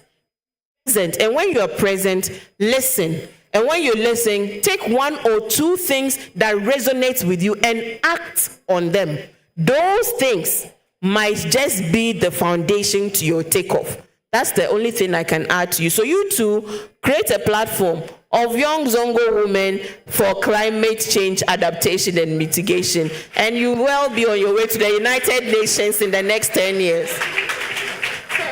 Thank you very much. Just a minute. We want to take some photos, but before we do that, let me please call on our Executive Director in the person of Mami Amma Pratt for concluding remarks. Hello. Hi. Has today been good? Has today been good? Yes. Are you happy you came? Yes. Are you sure? Yes. Will you come again? Yes. Yes. I'm very, very, very happy that all of you are here. But I want to say this to Shamima before she goes. I'm so grateful to all of the speakers who took their time to be here. I work with Shamima. I know how precious time is. But today, she's here. Even today, she was supposed to travel, right? She was supposed to travel. So last night, she almost gave me a heart attack by saying that she wasn't going to be here. But this dawn, 5-something, she sent me a message and said, Amma, I'm going to be there. Shamima, thank you. Thank you. God bless you.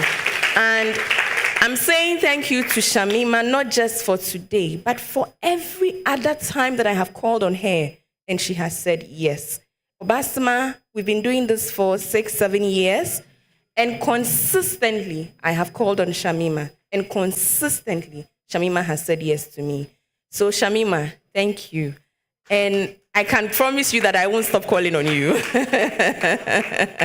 and I love you. I have to say, I love you so much. I love her journey, right? And I know that you see, the reason why I keep calling on Shamima, I'll tell you why. It's about representation. It's important, right? There are so many things that she said today that I can't say to you. And it will mean more to you to hear it from Shamima than to hear it from me. So I keep calling on her because I see how representation is important to her, how she keeps insisting on being that difference. And representation is so important. Celebrating difference is so important. We can't all be the same. We can't all look the same. We can't all have the same beliefs. I'm Christian. She's Muslim. Now, if there are spaces for me, there have to be spaces for Shamima. Because when some of you in this room see Shamima, you know that you can. And as women, our constituency is one, right? There are so many things that divide us. Gender, politics, what else? Give me some of the things that divide us. Religion, so many things divide us. But I think that as women, at our core, we can be one community. And for me, that is what Obaasima is about. And I also have to say thank you to all the male faces that we see. Can we clap for Obaasima? We are grateful for you. We love the fact that you consistently show up. You know why? Because we can't do it by ourselves. This world can't have a section for women and a section for men. It is all of us in it together. And so while we strive to change ourselves and better ourselves, we want you to strive to change yourselves and be better for us so that together we can do it. I stand on Shamima to say thank you to all the other speakers who came. Tracy, you know, I've been with Tracy, you know, every time I call on Tracy, she also says yes. I've been to the Volta region with her. I've been to, you know, and she's always here. Jifa Tega, you know her. Jifa is actually one of the mentors that we have. Who else am I missing? Dr. Miriam. She's been amazing, you know. And today is her first time, but you enjoyed her, no? We enjoyed her. So she has to come again, right? Absolutely. Finally, this is what I would say. Actually, no, not finally. Before that, can the Obaasima team come up? Everybody, Fatih come, Ivan, all of you come. Clap for them. Gladys come. Where's everybody? Where are my Obaasima squad? Where is everybody? Come. Where are they? Harriet, Miriam, come. Please clap for them, I beg you. Clap for my people. You guys are awesome. Is that a Ravna? Hey, I can't even see you. There you are. Please, come. Keep clapping for them, I beg you. Please, they want a picture with Shamima. Do that for them quickly. I'm saying that we clap for them because I have been very busy. So I haven't been very active in all of our organizations. But these people have made sure that the dream continues. They are the reason why we are here today. Guys, thank you. And we will keep falling back on you. You guys will keep organizing these programs for us. We are grateful. Thank you so much. Shams. Thank you. Now, the final thing I will say to you is that we have an Instagram page, we have a Facebook page, Obaasima. Please, I beg you, go and follow it. I understand that some things happened while I wasn't here. We will talk about it. Go and follow the Obaasima page. Follow us. We have a community. That's Fatih. Fatih, come. That's Fati. Follow Fati. Follow her on Facebook. Follow her on Instagram. Follow her everywhere. I love Fati especially because Fati is like my poster girl for. But you know Fati, right? Do you know her? Who doesn't know Fati here? Hey, please allow me to introduce her to you. She's the first female SRC president of the Ghana Institute of Journalism. She's not a small woman. She's not a small woman at all. So please, follow her, get in touch with her. Through Fati, we can continue to form our community, right? Fati will give us the votes of thanks, but before Fati does that, Whitney is here. Do you know Whitney? Whitney, just say 2 words, and then Fati don't go. Fati will say votes of thanks, and then we'll go. But thank you for coming. Salam alaikum. I've made some friends here that I'll be coming to your school because I realized that they are good backing vocalists for women. So what are your names? Sauda and Hilary. Please give them a round of applause, sir. They were shy to ask the questions, but these 2 girls, you need to add them to the Obaasima team because they are proud feminists in the making.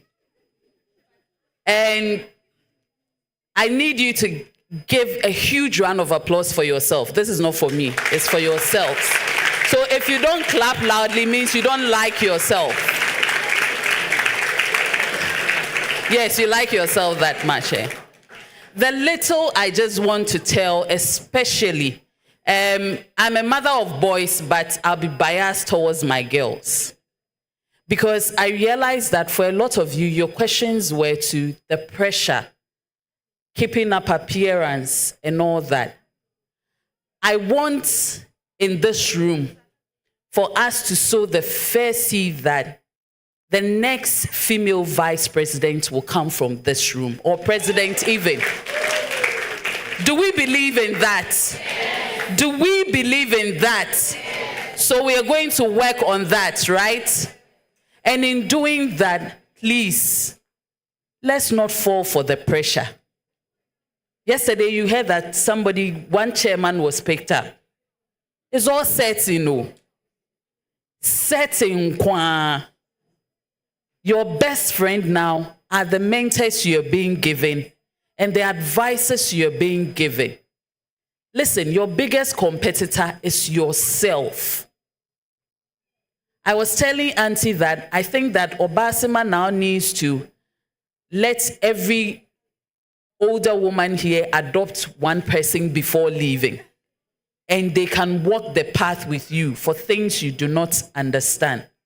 And it's good that now we have Obaasima Zongo conversation so that if anything at all, you are seeing examples that is coming from your community. And it makes a lot of sense that you should also have a table. If they don't create the table for you, please make your own table and invite your own to it. But let's leave this room knowing that, yes, we can. Can't we? Can't we? And we can have the guys backing us, right? Another round of applause for ourselves.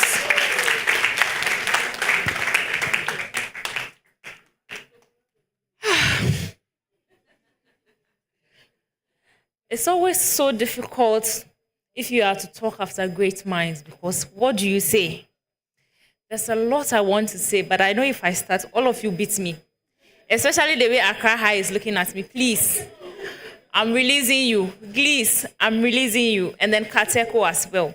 A lot has been said, and I think that we've covered the most important aspects of the conversations. And then most importantly, possible solutions were also discussed as well. And that is something that resonated with me. I am a Zongo girl through and through. And so these things mean more to me than anyone else here. We are capable. I always say this wherever I have the chance, that the most ambitious women I've spoken to are Zongo women. Am I lying? Are we not capable? What is it that we can't do? Exactly. We are capable. Our only problem is how to move. Our only problem is the right environment. And Obaasima and Auntie Ama are here for you. Can we clap again for Auntie Ama? Auntie Ama, on behalf of all of the Zongo girls here, we want to say a very big thank you for doing this for us, for including us in this. I mean, there's been a lot of seminars, but you thought of us, and we are so, so grateful. Kateko! We had a deal. Okay, I'm coming for you. We had a deal. Yes. Auntie Amma, thank you. Auntie Harriet, today I didn't even recognize her. You know, she pulled up correct. Accra High, thank you so much. Auntie Nancy, thank you. Glees, thank you so much for coming. I think you were our first school. Kateko, thank you. To all of our partners, Yaptasim Foundation, Hijab Teens, help me. Safari, Shades of Muslima, all of you, we called and all of you delivered. There was nothing like, oh, Fatih, we are not too sure. Everybody was eager. And that was what drove the passion for this thing, because everybody we called on was really interested. Thank you guys so, so, so much for making this. We know that we are late. Yes, and we have Kivo Gari for you, so Kateko, if you like, you can go. Yes. So all of this.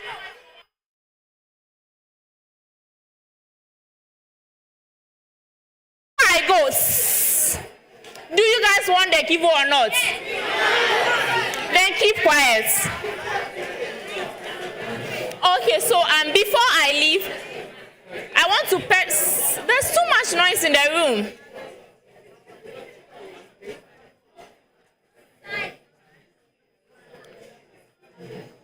Okay, so before I leave, I want to personally invite you guys to our events. That is, we have the campus tour, which is coming up next 2 weeks, 13th June, at Legon campus.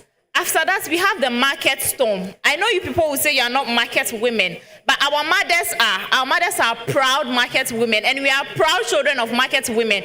So we will be representing at the Kaneshi market. And then you have our main events, that is at the National Theatre in October. I'll personally come and pick you guys. So it is not about whether you want to come or not. I'll come and pick you up. I hope you will be interested in coming. More Kivo for you. Thank you guys so much.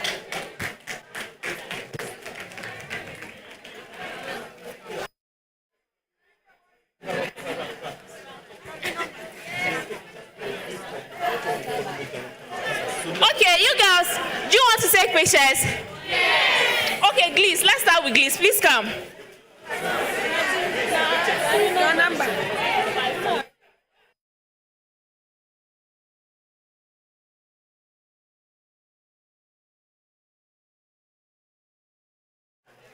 Two.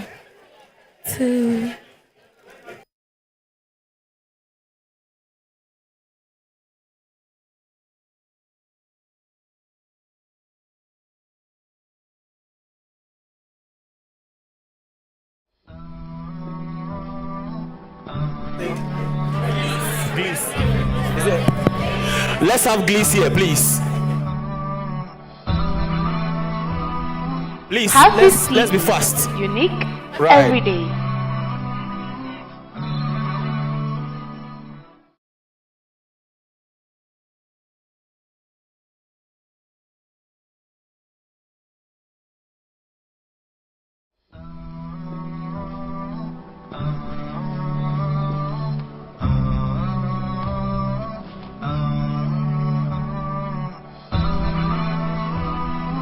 HAFIZ TV, unique every day.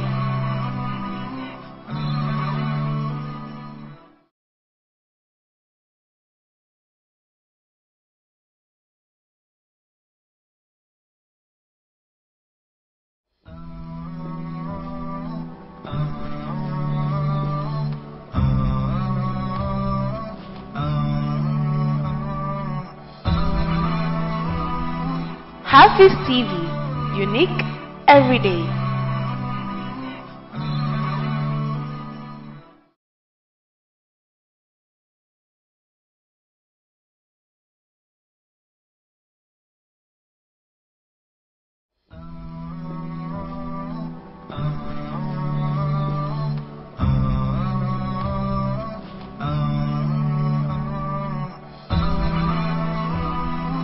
HAFIZ TV, unique every day.